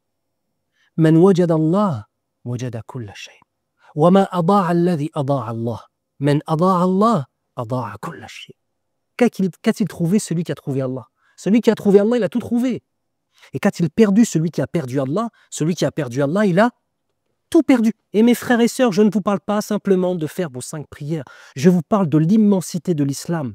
Je vous parle d'un système qui vient prendre en compte ton cœur, ta réflexion, ton idéologie, le modèle familial. C'est quoi être un homme en islam? C'est quoi être une femme en islam? C'est quoi être un enfant en islam? C'est quoi être un citoyen en islam? C'est quoi être une personne, un entrepreneur en islam? Tous ces éléments-là. Alors que nous, on fait quoi? On veut façonner l'islam à l'image du monde qu'on a aujourd'hui qui est dominé par la consommation. Donc en fait, un consommateur qui ne fait que consommer, même les vidéos, ils consomment des contenus, les gens. On consomme du contenu islamique. Moi, à ma tête, elle est un peu connue. Les gens, quand ils me rencontrent, tu crois qu'ils connaissent mon prénom? Tu crois qu'ils savent ce que j'ai raconté? Ils l'amènent, rahimahullah. Ah, salam alaikum, imam, ça va? On peut prendre un selfie? Je dis, après, ça me gêne. J'aime pas prendre des photos, barakallah, au fik. Je dis, je veux pas le froisser. Les gens, en fait, tu sais, on consomme. On a ce Il constat-là. a, rahimahullah, bien sûr. On a ce constat-là sur les vidéos et tu as été le premier à me faire à me mettre un zoom, une loupe sur ce concept-là. Par exemple, tu peux avoir des vidéos en 10 parties. La première partie, elle fait combien de vues? Et la 10e partie, elle fait combien de vues? C'est-à-dire, par exemple, la vie de Ali ibn Abi Talib, radiyallahu anhu, elle fait 10 parties. Bah forcément, dans la première partie, tu vas parler de quoi? De sa naissance ou de son tout début de vie. Mais si tu as 100 000 personnes qui ont regardé la première partie et tu as 2000 personnes qui ont regardé la fin, c'est-à-dire que la mort d'Ali, elle ne t'intéresse pas. Ou, tu vois ce que je veux dire? Ça veut dire qu'en fait, tu as regardé et ça t'a pas plu. Mais en fait, c'est à la limite que ça te plaise pas. Maintenant, interroge-toi. Est-ce que tu as répété cette action-là plusieurs fois dans ta vie? Parce qu'à la limite, peut-être, allez, partons du principe que cet orateur-là, celui qui t'a parlé, ça t'a pas touché. Tu as voulu l'histoire d'Ali, elle t'a touché, mais tu as été la chercher chez quelqu'un d'autre. Ben, je ne parle pas de cette personne-là. Non, parce que nous-mêmes, on a des préférences parfois chez certains machaïrs, etc. On diminue pas la valeur d'un shir par rapport à l'autre, mais on préfère s'asseoir chez tel shir parce que ça, je sais pas, il te marque, tu vois, il te touche plus qu'un autre, d'accord? Mais si toi, tu fais partie de celui qui regarde toujours que la première partie de toutes les vidéos que tu as regardées, mais t'imprègnes dans ton cœur, en fait. Déjà, Habibi, Déjà, il faut avoir envie de t'es en regarder. train de parler de YouTube, toi.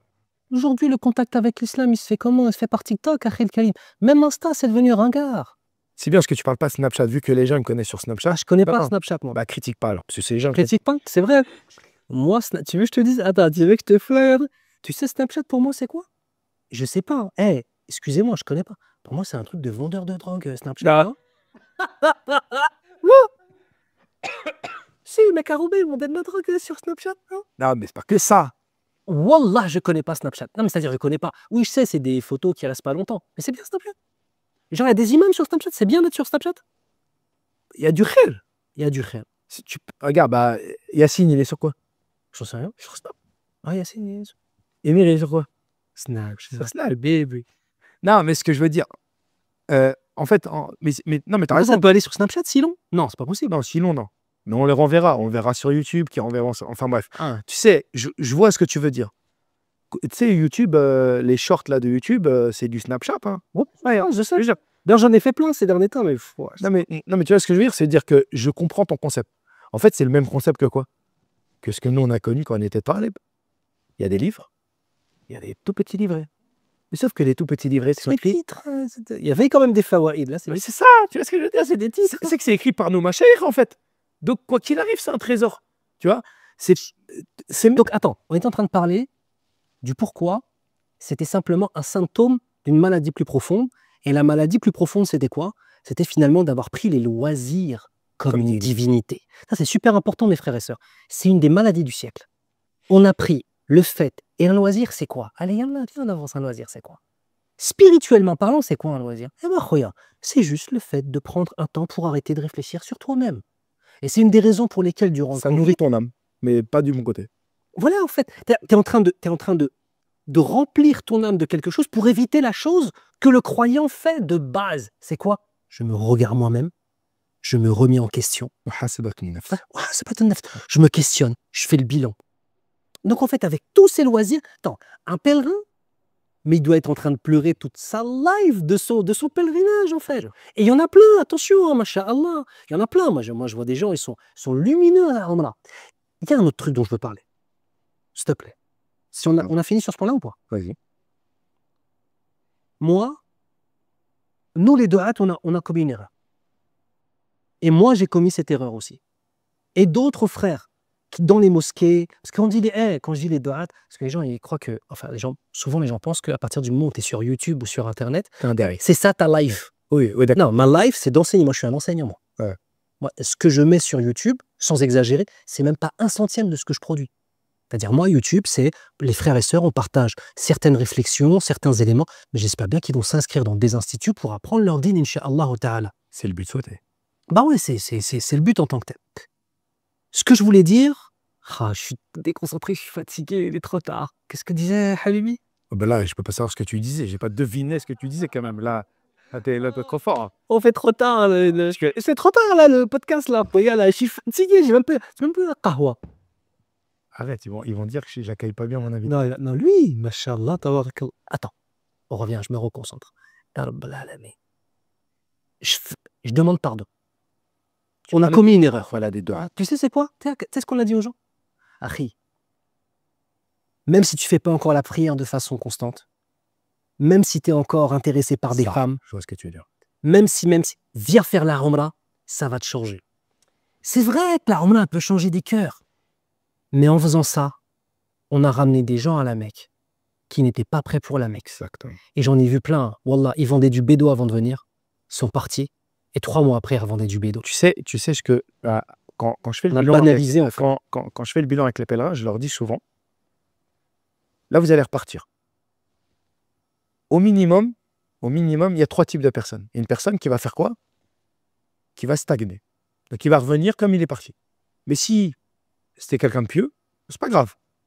Mais, attends, tu vas comprendre. C'est moins grave que l'autre personne que je vais citer. Il y a celui qui va partir et qui va être pire qu'avant. Il y a celui qui va partir et qui sera mieux qu'avant. Si on n'en parle pas, c'est ça qu'il faut aller chercher. Comme dans toute adoration.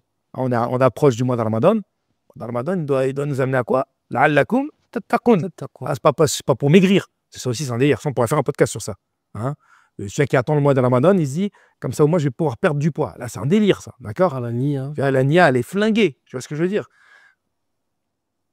Et je dis souvent que celui qui revient et qui va être pareil qu'avant, et ben automatiquement, s'il ne fait pas un autre travail sur lui, sa foi va baisser.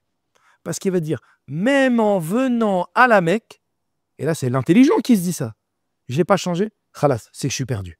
Et il va désespérer. Et on sait à quoi mène le désespoir. Le désespoir, il peut même amener jusqu'au coufre. Tu vois? Et qu'Allah nous en préserve. Et donc c'est pour ça la mécréance. Et c'est pour ça que ce concept-là, c'est vrai ce que tu dis. C'est vrai ce que tu dis. Moi, j'étais le premier. Mais pourquoi? Parce que on avait la vision des pèlerins d'avant. Et parce qu'on se disait qu'ils allaient. Voilà. C'est-à-dire, maintenant. On a une bonne image. Voilà. Tu me sors quelqu'un d'une famille où il y a un héritage islamique. C'est ça. Et lui, il est parti, ou elle est partie dans des choses qui ne sont pas recommandables. Mais elle a cette sacralité de la connaissance, du Coran, des liés. Cette personne-là, wallah, viens, Habibi. Non, mais je ne mérite pas. Viens, Habibi, viens. Parce qu'en fait, lui, regarde, c'est comme un récipient. C'est comme un récipient. Il y a des récipients qui sont propres et il y a des récipients qui sont trop sales encore. Un récipient propre, même s'il n'est pas rempli, viens à la Mecque, on va te remplir. Un récipient qui porte des choses dans son cœur qui sont trop sales, Allah Azza wa Jal peut poser un miracle et lui nettoyer son cœur. Et bien, et ça arrive, plein de fois c'est arrivé, alhamdoulilah. Donc moi, moi, il n'y a personne, je dis, ne viens pas. Il n'y a pas ça. Mais ce que je veux dire, c'est qu'on doit responsabiliser les gens et leur dire, pèlerin, c'est sacré. La Mecque, c'est ça qui est sacré. Habibi, j'ai rencontré un pèlerin, il fume. Un pèlerin de France. On y haram. Parfois, on y haram. Wallah. Je l'ai vu de mes yeux. Mais tu viens à la Mecque, il te demande, est-ce que c'est min mamnou'at al-ihram de fumer? C'est le mamnou'at al-islam, pas. Tu vois ce que je veux dire? C'est un délire, en fait. C'est... Non, mais t'es pas assez tolérant, toi. Mesquine, celui qui fume. Wallah, t'arrêtes de fumer avant de venir à la Mecque. Et tu sais quoi? Et il s'arrête de fumer en un jour. Et c'est dur, et bah patiente, khoya. Et ça n'arrête pas de fumer. Ça n'arrête pas de fumer pour rester à la Mecque. Quand tu vas arrêter de fumer? Non, mais même, on revient encore à ce que j'ai dit tout à l'heure. La féminisation des hommes. Et un homme, c'est un homme. Un homme, c'est un bonhomme, khoya. Un homme, c'est sahib mawaqif. Un homme, il dit, oh, ça va changer. Je fais. C'est ça un homme, en fait. Non, parce qu'en fait, c'est difficile. Parce qu'en fait, je fumais 10 cigarettes par jour et j'ai dit, mais tu vas à la Mecque, frérot. Tu vas à la Mecque, mon frère. Si tu changes pas à la Mecque, tu vas changer où? Et en fait, on a de plus en plus. Pourquoi? Parce que c'est pas grave. Rien n'est grave. Perdre son téléphone, c'est grave. Wallah. Mais fumer une cigarette à la Mecque, c'est pas grave. Encore, je te dis, on a des sœurs, elles viennent à la Mecque ou à Médine. On voit leur coup. Mais tu es venu ici pour commettre des péchés. D'accord, tu portes pas le hijab. Et moi, je vous le dis, hein. Mes sœurs, hein, le hijab ne devient pas obligatoire une fois que vous allez à la Mecque. Wallah. Le hijab, il est obligatoire depuis que tu es pubère, ma sœur. Et aller à la Mecque, bien évidemment que c'est une aberration encore plus grande. Mais tu vois, en fait, c'est pour ça que je parlais tout à l'heure de la christianisation des rites et même de l'islam. Regarde. Et vous parlez à un ancien chrétien. Dans la chrétienté, on te parle que de l'amour. Dieu est amour, Dieu est lumière, Dieu notre Père. C'est un cantique, ça. Dieu est amour, Dieu est amour. Jésus n'est qu'amour, il n'est qu'amour, il n'est qu'amour, il n'est qu'amour. Et donc, en fait, dans leur message, il n'y a jamais un moment où on va dire « mais il faut que tu changes ». On te dit non, il t'aime tellement qu'il va te pardonner. En islam, c'est Il pas va t'aimer comme t'es. comme t'es. Voilà. C'est plus profond, mais bon, mohim. Regarde, en islam, Allah Azza wa Jal, il a des noms. 99, en vérité, plus que 99, mais on dit les 99 noms d'Allah Azza wa Jal. Il y a Ar-Rahman, celui dont la miséricorde absolue englobe toute chose. Ar-Rahim, celui dont la miséricorde fa'il ne cesse de se renouveler. Al-Ghaffar, celui qui pardonne avec intensité. Al-Afou, celui qui pardonne et ne laisse pas de traces. Peut-être il y a tout ça. Mais il y a aussi quoi? Shadid al-Iqab, durant châtiment. Al-Jabbar, le dominateur suprême. Al-Aziz, le tout-puissant.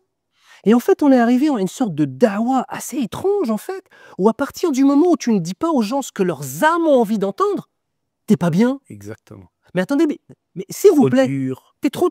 Mais regardez comment parle le prophète, sallallahu alayhi wa sallam. Non, le prophète, il a toujours été doux. Wallah, il n'a pas été doux. Bon, on est sur Internet, des trucs qu'on peut pas dire, mais allez voir les batailles du prophète, sallallahu alayhi wa sallam. Le messager d'Allah a-t-il déjà ri? Bien sûr. Le Nabi, sallallahu alayhi wa sallam, il a Souvent. dit... Non, pas. C'est ça, tu vois ce que je veux dire? C'est difficile. C'est ça la chose. Souriait. Et parce qu'en fait, c'est les Arabes, c'est un honneur, c'est l'homme. Tu vois, l'homme arabe. L'homme, tu vois, et t'as vu, là, nous, on n'est pas des Arabes. L'homme arabe, c'est un modèle, l'homme arabe. C'est un patriarche. C'est celui qui possède, celui qui protège, celui qui amène la sûreté. Et c'est celui qui est obéi.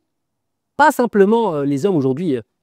Oh non, les femmes demandent protection, machin, mais elles veulent pas obéir. C'est pas comme ça, en fait. Les hommes ont une autorité sur les femmes, tu vois. Donc on a ces modèles-là. À partir du moment où on a des musulmans et des musulmanes qui prennent l'islam dans son ensemble, et c'est pour ça que tout à l'heure j'ai dit, le modèle de c'est quoi un père, de c'est quoi un mari, de c'est quoi une épouse. Il y a plein, tu sais, Habibi Emir, la Umrah elle-même, elle n'est qu'un symptôme. Il y a des maladies qui sont des maladies idéologiques. À partir du moment où tu es déraciné de ce qu'est l'islam, et à partir du moment où on va résumer l'islam à certains actes, à certains codes, et qu'en fait, on va se rendre compte que notre vie, notre travail, nos choix professionnels, nos choix financiers, nos choix d'études, nos choix de destination de vacances, nos choix d'éducation, nos choix de lecture, c'est les mêmes que des non-musulmans. Mais il y a un problème. Wallah, il y a un Voilà, j'ai rien contre les non-musulmans. Mais je ne peux pas me dire qu'une personne... faut se démarquer. La ilaha, mais on a la ilaha illallah, on a le Coran al-Karim, la parole d'Allah Azza wa Jal. Et en fait, je vais avoir ça. Et je vais vivre comme une personne qui ne l'a pas reçu. Ah si, je vais parfois me prosterner un petit peu. Ce que je suis en train de dire, Habibi, excuse-moi, je parle beaucoup, mais c'est que on a de plus en plus... Tu vois un œuf, tu prends un œuf. Et tu fais avec une aiguille, tu perces en dessous. Il y a tout le jaune et tout le blanc. Et ensuite, tu le prends et tu le poses comme ça. De l'extérieur, tu as l'impression qu'il est normal ou pas? Il est normal, mais il est vide. Il est vide. Et c'est pour ça qu'on doit apprendre notre dîn. Et c'est pour ça que la Umrah, c'est un moment extraordinaire. Et c'est pour ça qu'il faut être prêt pour ce type de voyage. Et la prière, c'est un moment extraordinaire. Et le siyam, c'est un moment extraordinaire. On est à un moment où nos frères et sœurs se sont fait massacrer un des pires génocides pendant plus de quasiment 1 an et demi. en direct sur un stress, sur les trucs. Et nos vies, elles n'ont pas changé. On n'a pas changé, en fait. Même voir nos frères et nos sœurs qui se font massacrer, ça ne fait rien changer entre eux. Oh non. Et on fait quoi? Et on transforme les lieux saints en un pèlerinage à Lourdes, on dirait.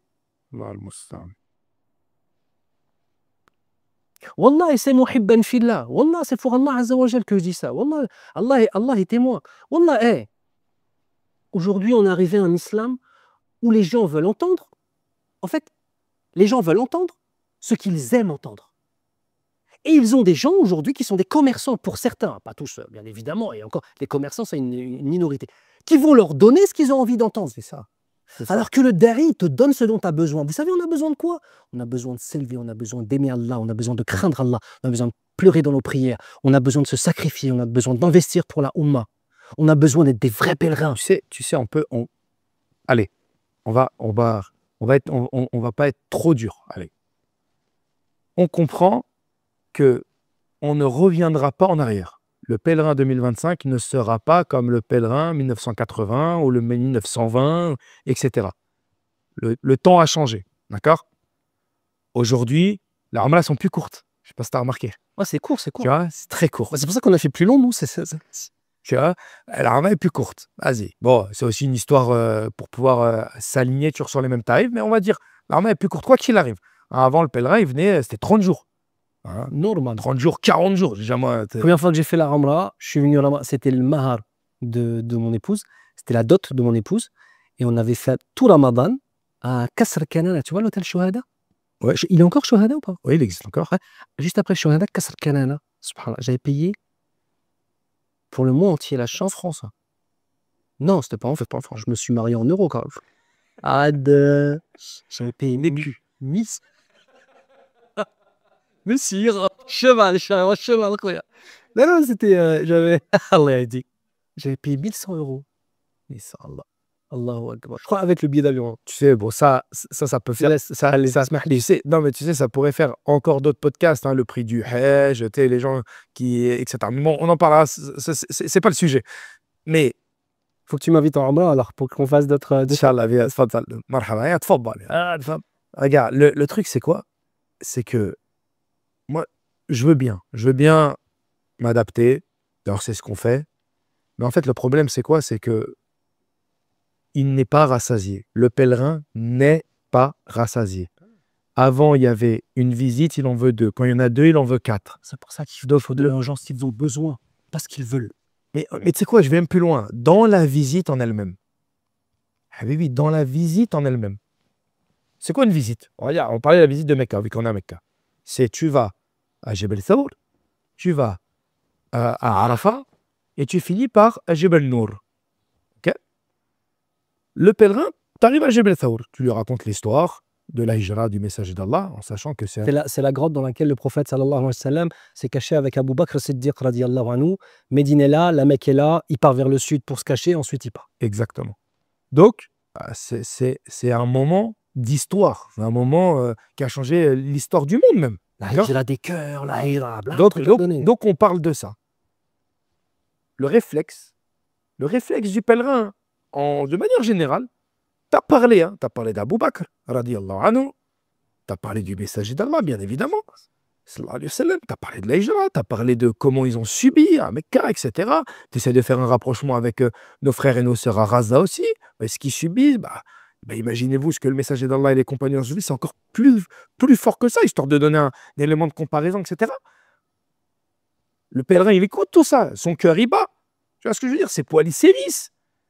Et t'en as un qui dit, ouais, Émir, on peut monter. Pourquoi? J'ai trop envie de voir. J'aime bien les randos. J'aime bien les randos.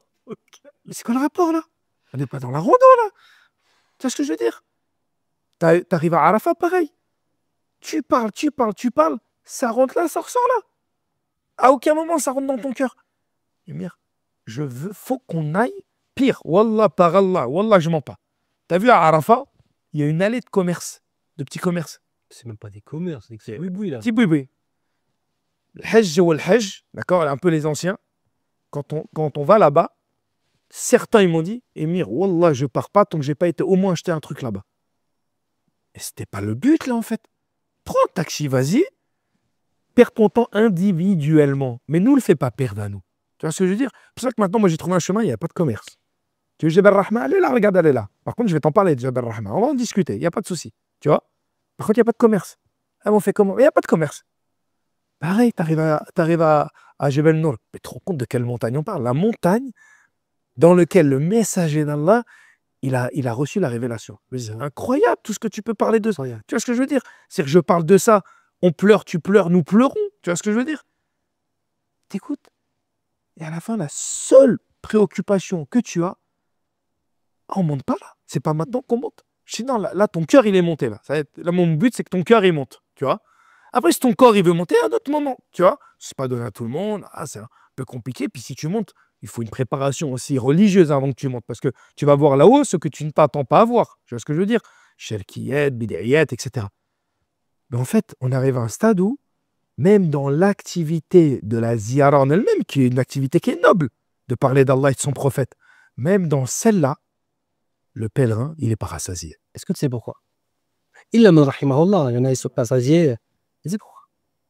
Quand tu as habitué ton cœur à la nourriture du matériel, du concret et du matériel, Spiritualité. le moment où tu donnes du spirituel, du transcendant, de la relation au divin, le cœur, il n'est pas habitué à ça. Ça. En fait, c'est l'histoire d'un moteur, essence, qu'on a habitué au fur et à mesure à fonctionner avec du diesel. Et le jour où tu lui mets de l'essence, il est tellement habitué au diesel, ça pète en fait à l'intérieur. Tu comprends? En fait, les cœurs ont été nourris de tellement de consommation, de tellement de matérialisme, de tellement d'idéologie. Wallah, mes frères et sœurs, vous savez, hein,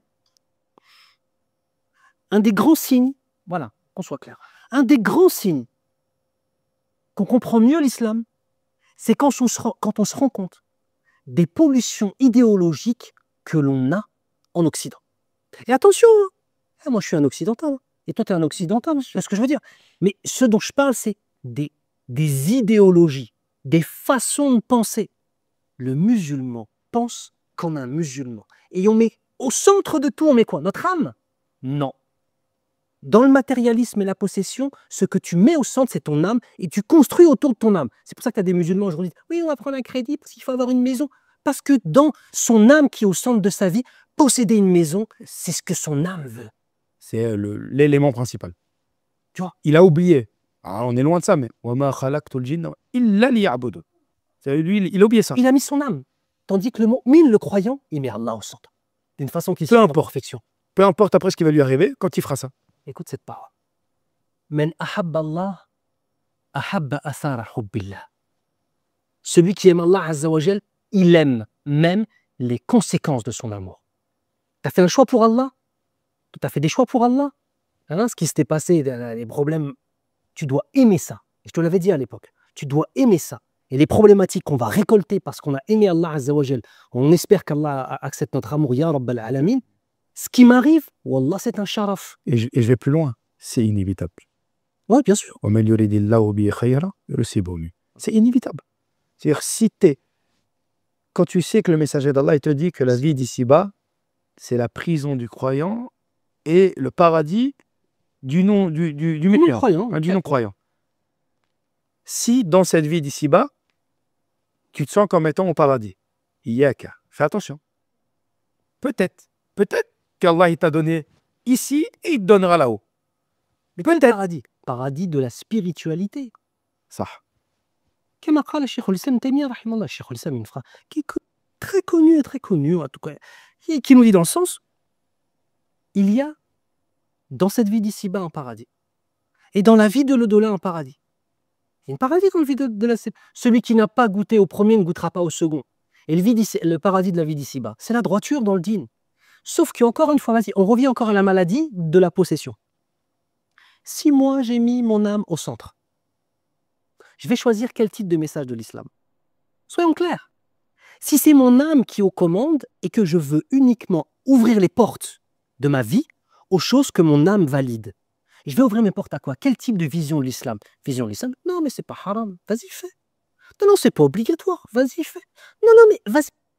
On va accepter, si on a mis notre âme au centre, que les visions de l'islam d'innovateurs et d'innovatrices qui vont dans ce sens-là et qui vont alimenter cela. Ils vont nourrir, Ils vont nourrir. cette âme. Parce que cette âme, elle ne sait plus faire que ça, en fait. Ouais. Quand tu mets Allah Azza wa Jal d'une façon qui est à sa perfection, au centre de ton existence, mais tout est différent. Tout est différent, ça n'a rien à voir. En fait, ce qui se passe, c'est que tu n'ouvriras ton cœur qu'à ce qui est en accord avec le message d'Allah. Et le message d'Allah, c'est le Coran et c'est la sunna du prophète sallallahu alayhi wa sallam. C'est pas la philosophie, c'est pas ci, c'est pas ça, c'est pas les éléments idéologiques de telle chose ou de telle chose. Aujourd'hui, tu as des aberrations aujourd'hui.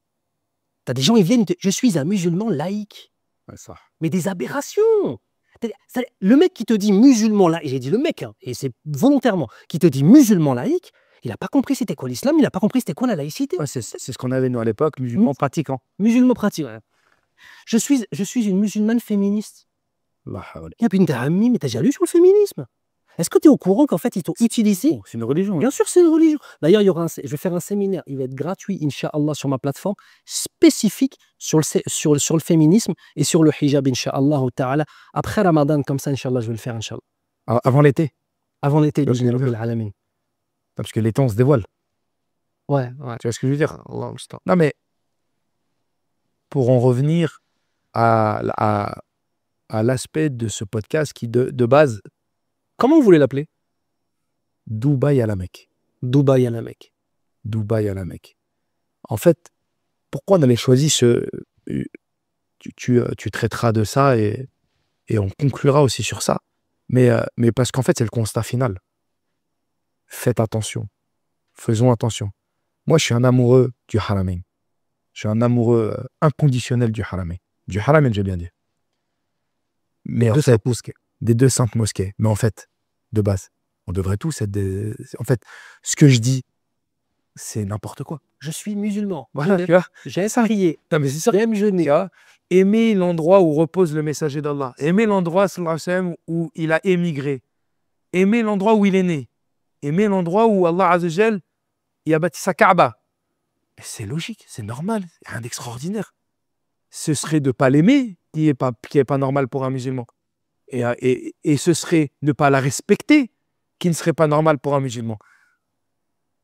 Quel message tu peux aujourd'hui, Habibi, donner au futur pèlerin? Parce que celui qui est passé, il est passé. Il doit retravailler sa foi, il doit demander pardon. Pour ceux qui n'ont pas été... Qui n'ont pas été justes. Qui ont été bien, Charles. Bien sûr, nous, on s'adresse, là, en l'occurrence, ce message-là, ce dernier message, il doit s'adresser à qui? À celui, soit qui est venu et qui n'a pas ressenti ce qu'il aurait dû ressentir, mais surtout, aux centaines, on l'espère, aux milliers, on l'espère, de futurs invités d'Allah Azza wa Jal qui s'apprêtent à venir. C'est quoi Mecca? C'est quoi Médine? C'est quoi respecter ces deux endroits-là en tant que musulman?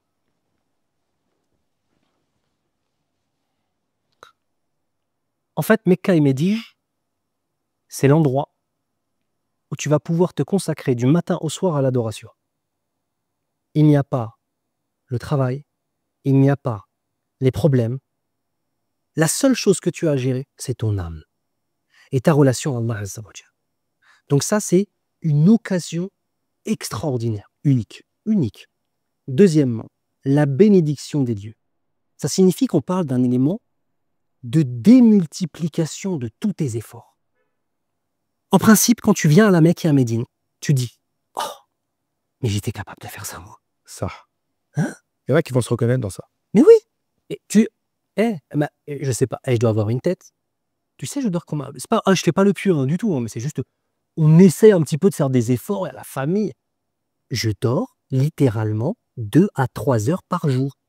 Depuis combien de temps? 10 jours presque. Franchement, la baisse. Bon, je suis un peu fatigué. La baisse. Je vais avoir tête, mes yeux, ça comment? Peut-être comme ça. Mais la baisse. La baraka de l'endroit. Ça. L'endroit, il est Moubarak. Et donc, tu as été invité par le Seigneur des mondes, dans l'endroit le plus aimé du Seigneur des mondes, dans l'endroit où il a envoyé la créature la plus aimée de toutes les créatures du monde, dans lequel il a descendu sa parole, le livre le plus aimé d'Allah, la dernière parole d'Allah Azza wa Jal qui est descendue. Dernier message. En fait, ça, si ça provoque rien dans le cœur, Salat el-Janaza. T'arrives la prière mortuaire sur ton cœur. Et mets ton cœur là. Allahu Akbar, rahimahullah miskin. Ça, c'est 3 éléments. Ensuite, il y a un autre élément qui est important. Prends du temps avec toi-même. En fait, prends du temps avec toi-même. Il ne faut pas être sans arrêt avec des pèlerins, en fait. Il faut prendre du temps. Vas-y, Abdelaziz, hayyakallah, barakallahu fik, habibi. Vas-y, on se voit tout à l'heure. Va faire ton tawaf tout seul. Va dans le Masjid al-Nabawi à 3h du matin. Parce que le messager d'Allah, il a cherché lorsqu'il s'est mis dans la grotte. L'isolement. Exactement. Quand tu vois la vie du prophète. T'es jamais seul, en fait. Salam. Ça, c'est un concept. T'es jamais seul. Ouais. Mais ça, il n'y a que le croyant qui le comprend, ça. Tu te confies à ton Seigneur. Tu te retrouves face à toi-même, sous l'égide, d'une façon qui c'est sa perfection, de ton Seigneur, qui te regarde, qui te voit, qui t'aime, qui te donne, qui dirige tes pensées. Les invocations, au lieu de... Je me filme en train de faire des invocations. Une fois, ça fait plaisir. Moi, tiens, on va en profiter. On demande à Allah Azza wa Jal qu'il fasse miséricorde à Naïm, Ya Rabb al-Alamin, un membre de la famille à ma femme, qui était jeune, subhanallah, il est décédé d'un cancer donc le jour de la Ramla. Le jour de la Ramla, c'était ça. Il est décédé vendredi, rahimahullah, rahmatan wasi'a. Et donc, j'ai fait une Ramla pour lui. Et donc, j'ai fait une vidéo. Et j'ai envoyé à sa famille, voilà, qu'Allah lui fasse miséricorde, etc., etc. Je comprends qu'on puisse utiliser le téléphone dans ces moments-là. Mais sinon, le reste du temps, ton téléphone, tu le mets de côté. Et c'est ton Coran. Et si tu ne sais pas lire l'arabe, pose-toi des questions. Parce que si tu ne sais pas lire l'arabe, tu ne peux pas lire la parole d'Allah. C'est quand même un concept. Excuse-moi, petite parenthèse, tu connais mon amour pour la langue arabe, Hadini. Petite parenthèse quand même. Le Seigneur des mondes. Il a juste je le dis quand même, il a un institut. Il est directeur d'un institut un institut en présentiel, mais aussi un institut En distanciel. en distanciel de l'apprentissage de langue arabe pour les non-arabophones de base. Et après, forcément, plus tu évolues et tu deviens après un Après les sens islamiques, etc. Exactement. Regarde. C'est quoi ce concept où on te dit, il y a un livre qui s'appelle le Coran, c'est la parole du Créateur des cieux et de la terre. Mais tu ne pourras la comprendre réellement qu'à travers le fait d'apprendre une nouvelle langue. Et que je me dise dans mon fort...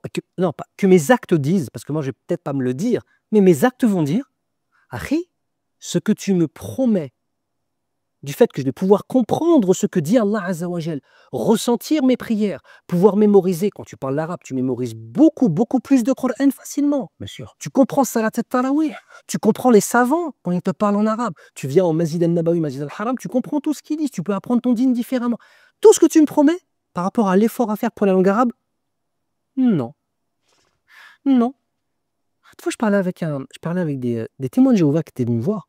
À l'époque, je travaillais à Boulogne. J'avais été imam. Tu te rappelles quand j'étais imam à Boulogne?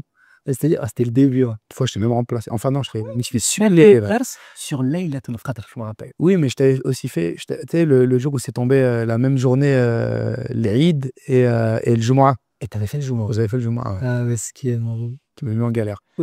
Ah, moi, les frères, on dit, c'est toi qui me remplace. Ça est un peu. Et donc, qu'est-ce que je disais par rapport à Boulogne? Les témoins de Jéhovah. Ils viennent me voir, ils me parlent. Oui, Dieu nous dit dans la Bible et tout. J'ai écouté. Moi, déjà, vous parlez de Dieu. Je vous invite à vous asseoir, je vais vous servir un café. Moi, déjà, vous et moi, vous, monsieur, c'était un monsieur et une dame, une fois, on est plus proche, vous et moi, que par exemple un maghrébin laïque qu'on n'a rien à faire de l'islam. C'est-à-dire, vous avez une foi en Dieu. Moi, j'ai une foi en Allah Azza wa Jal, le seul, l'unique, sans associé, le vrai, Al-Haq. Vous avez une foi, vous dites Dieu. On va en parler. Mais déjà, tu mérites que je te donne de l'attention. Viens, on se pose. Et on parle, et il me cite un verset. 1, 2, 3, et il cherche dans sa Bible, et je dis, mais vous n'avez pas mémorisé la... Il dit, non. Je dis, nous, les musulmans, d'accord. Et pourtant, Jésus dit dans la Bible, celui qui ne m'aime pas n'a pas conservé ma parole. Vous lisez en français? Attendez, s'il vous plaît, récitez-moi le verset en araméen, s'il vous plaît. La langue de Isa. On me dit, on n'a pas la Bible en araméen. J'ai dit, Wallah, écoutez-moi bien. Je vous jure que si j'étais un chrétien, j'apprendrais l'araméen. Comment vous pouvez être chrétien et pas apprendre l'araméen? Tu vois le concept? On est musulman, on n'apprend pas la langue arabe, ya habibi. Moi, c'est au-delà Eric, Jérémy. C'est ce que je veux dire. Mais c'est un concept. C'est incroyable. C'est sincèrement, même si on en rigole souvent, de nos débuts en langue arabe. D'accord? Mais en finale, c'est pas si dur que ça. Non. Pourquoi? Parce que tu chemines vers Allah. Tu es dans une adoration. Exactement. Je dis toujours à mes élèves, Je leur dis toujours à mes élèves, j'ai pas envie de faire tout un truc sur la langue arabe, mais après. Mais l'autre élément, c'est la lecture du Coran, Oui, c'est le ça. rapprochement du Coran pendant ta Umrah. Parce que tu es à l'endroit où là, de toute façon, c'est simple. Médine Mecca, c'est le Coran. C'est le Coran. 23 années. Mais c'est pour ça que. Oui, exactement, barakallah. Et c'est pour ça qu'il y en a qui s'ennuient. Ils ont tellement été habitués à remplir leur cœur d'éléments superficiels que. Et ça développe quoi dans la communauté, Habibi? Ça développe ensuite le téléphone. Ça marche encore pas. Ah, c'est encore là-bas. Ça se trouve, depuis tout à l'heure, on parle dans.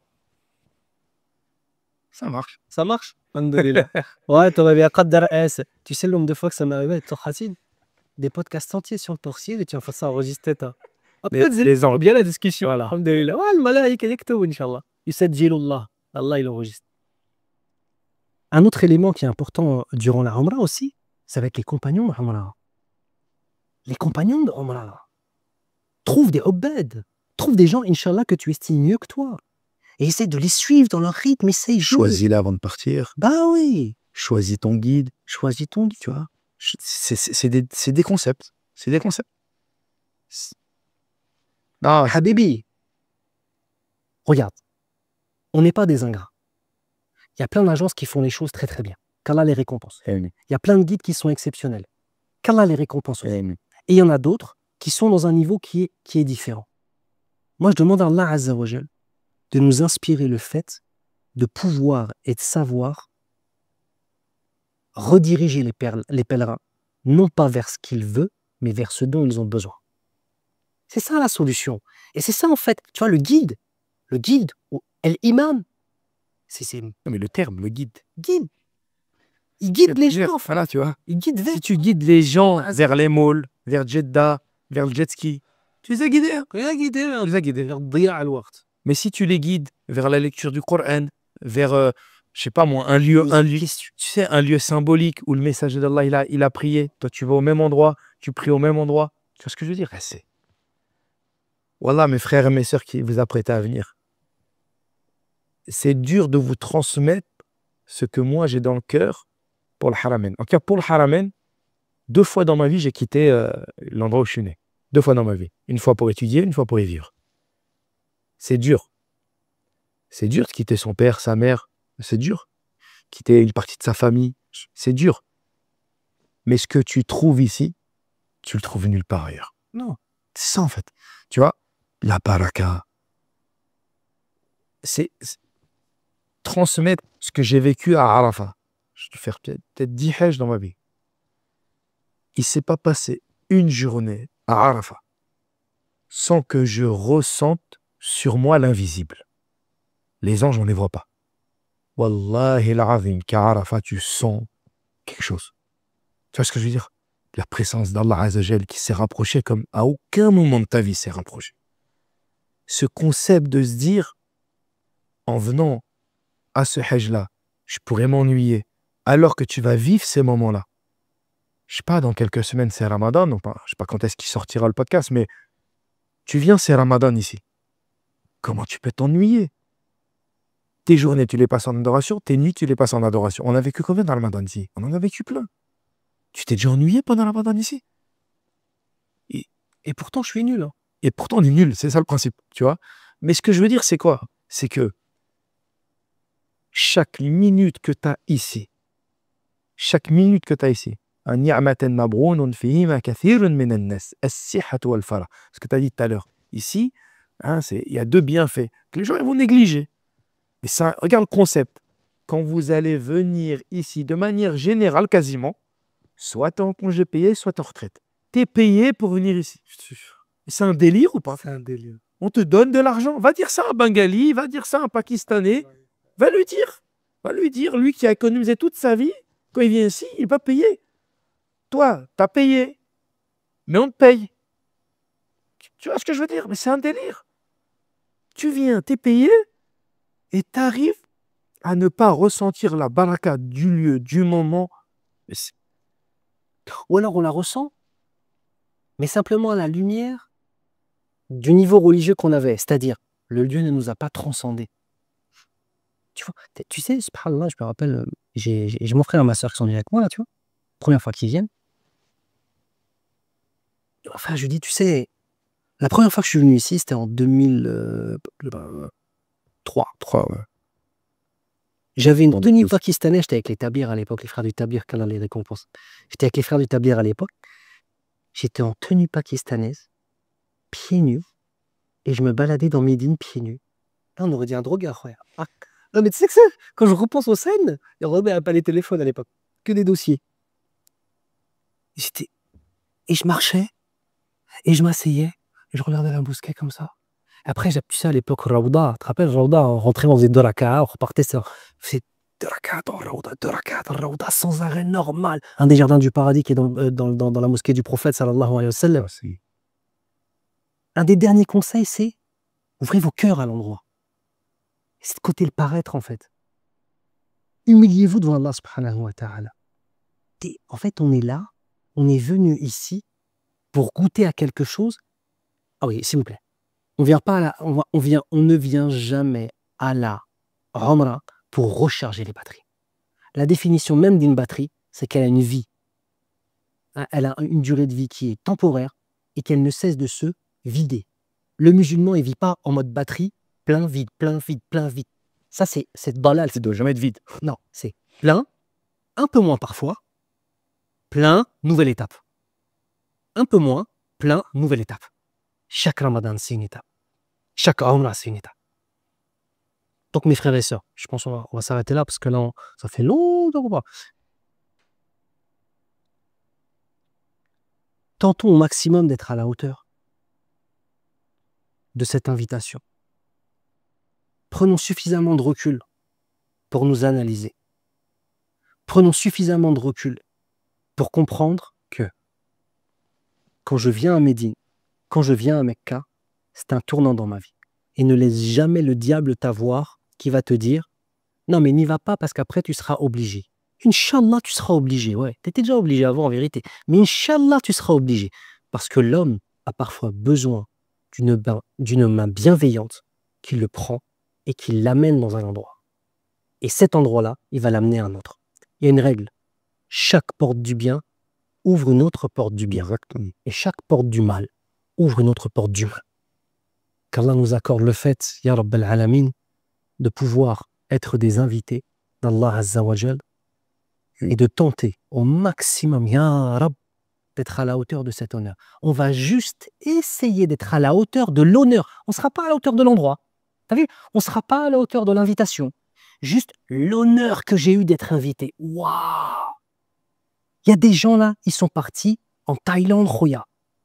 Et moi, Allah Azza wa Jal m'a permis de mettre un vêtement de l'ihram, d'aller faire ma honneur.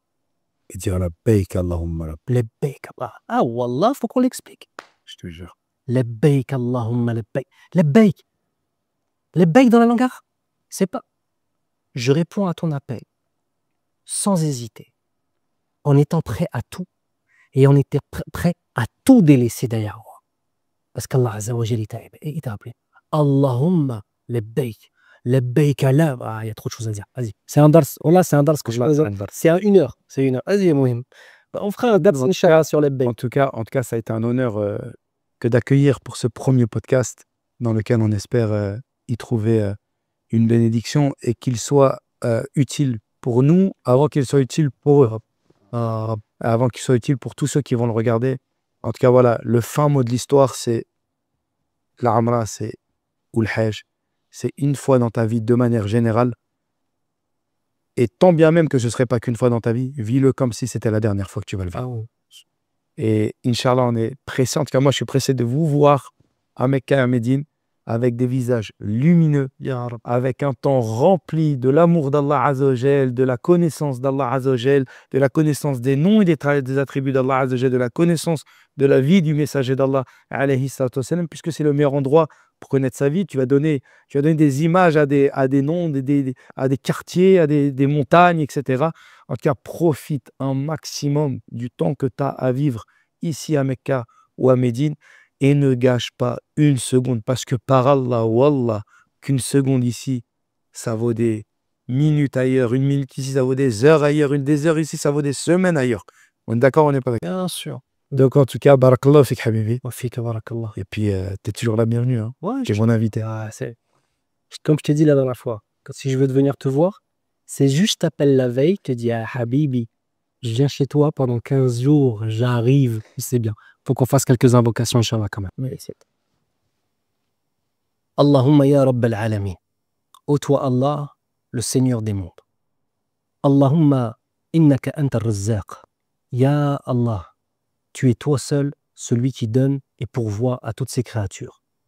Allahumma innaka anta ar-Rahman ar-Rahim. Ya Allah, c'est toi seul, celui dont la miséricorde absolue englobe toutes choses et celui dont la miséricorde ne cesse de se renouveler. Allahumma ya Razzaq, arzuqna bil iman al-qawi, warzuqna bi kawnina duyufan indak. On demande à Allah Azza wa Jal par sa miséricorde qu'il nous accorde une foi qui soit forte et qu'il fasse de nous des invités de tout miséricordieux. On demande à Allah subhanahu wa ta'ala d'ouvrir nos poitrines, d'ouvrir nos cœurs, d'ouvrir nos fou'ad et d'ouvrir notre lobe à la réalité de ce qu'est le voyage saint vers les lieux saints, du pèlerinage, du renoncement de cette vie d'ici-bas et de l'ouverture vers la vie de l'au-delà. On demande à Allah subhanahu wa ta'ala de nous accorder le fait d'être à la hauteur de l'honneur d'être invité par Allah Azza wa Jal. On demande à Allah subhanahu wa ta'ala de faire de nous de véritables pèlerins, de remplir nos cœurs du rappel d'Allah Azza wa Jal et de faire en sorte que nos cœurs soient thabitin, c'est-à-dire toujours sur la voie droite, et que nos cœurs sachent reconnaître ce qui est bien pour eux, qu'ils le prennent, qu'ils sachent reconnaître ce qui est mauvais pour eux et qu'ils l'éloignent. On demande à Allah subhanahu wa ta'ala de mettre sur notre chemin des gens lumineux qui vont nous permettre d'aller vers la lumière, et on demande à notre Seigneur de nous accorder toujours plus de lumière dans nos cœurs, dans nos yeux, dans nos langues, dans nos mains, dans nos actes, dans nos relations avec les gens, et qu'on soit à notre tour des gens qui distribuent la lumière, Ya Rabbal Alamin. On demande à Allah subhanahu wa ta'ala d'accepter les adorations de nos frères et de nos sœurs, et que toute personne qui a eu conscience de ces moquements puisse se repentir et puisse être meilleure vers le devant.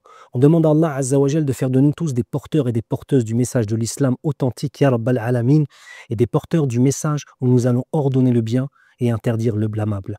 On demande à Allah subhanahu wa ta'ala de nous accorder la compagnie et la faveur d'être en la compagnie des pieux et des pieuses, et de nous accorder le fait de pouvoir rencontrer des modèles qu'on prendra comme modèles dans nos existences. On demande à Allah subhanahu wa ta'ala de nous faire parvenir une part de la lumière qu'il a donnée à cette communauté et de nous donner l'honneur d'être toujours au service de cette communauté.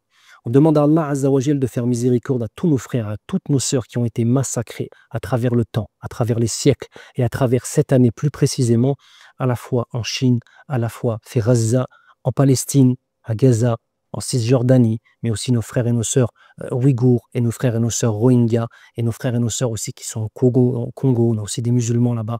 On demande à Allah subhanahu wa ta'ala de leur faire miséricorde et qu'il y ait dans nos cœurs une lumière pour eux, une flamme d'envie de défendre nos frères et nos sœurs, Ya Rabbal Alamin, et qu'il nous accorde le fait de pouvoir vivre, nous développer, avoir des enfants en étant musulmans, nés musulmans, vivre musulmans, mourir musulman, Oui. et d'accéder au plus haut degré du paradis avec le prophète sallallahu alayhi wa sallam. Allahumma arina al-haqqa haqqan warzuqna ittiba'a wa arina al-batila batilan warzuqna ijtinaba. On demande à Allah Azza wa Jal de nous montrer la vérité comme étant la vérité et de nous accorder l'honneur de la suivre et de nous montrer le faux comme étant le faux et de nous préserver de le suivre, Ya Rabbal Alamin. Allahumma salli ala Muhammadin wa ala ali Muhammad كما صليت على إبراهيم وعلى آل إبراهيم وبارك على محمد وعلى آل محمد كما باركت على إبراهيم وعلى آل إبراهيم في العالمين إنك حميد مجيد. بارك الله. الحمد لله رب العالمين. شكرا لك حبيبي. طاب لزة.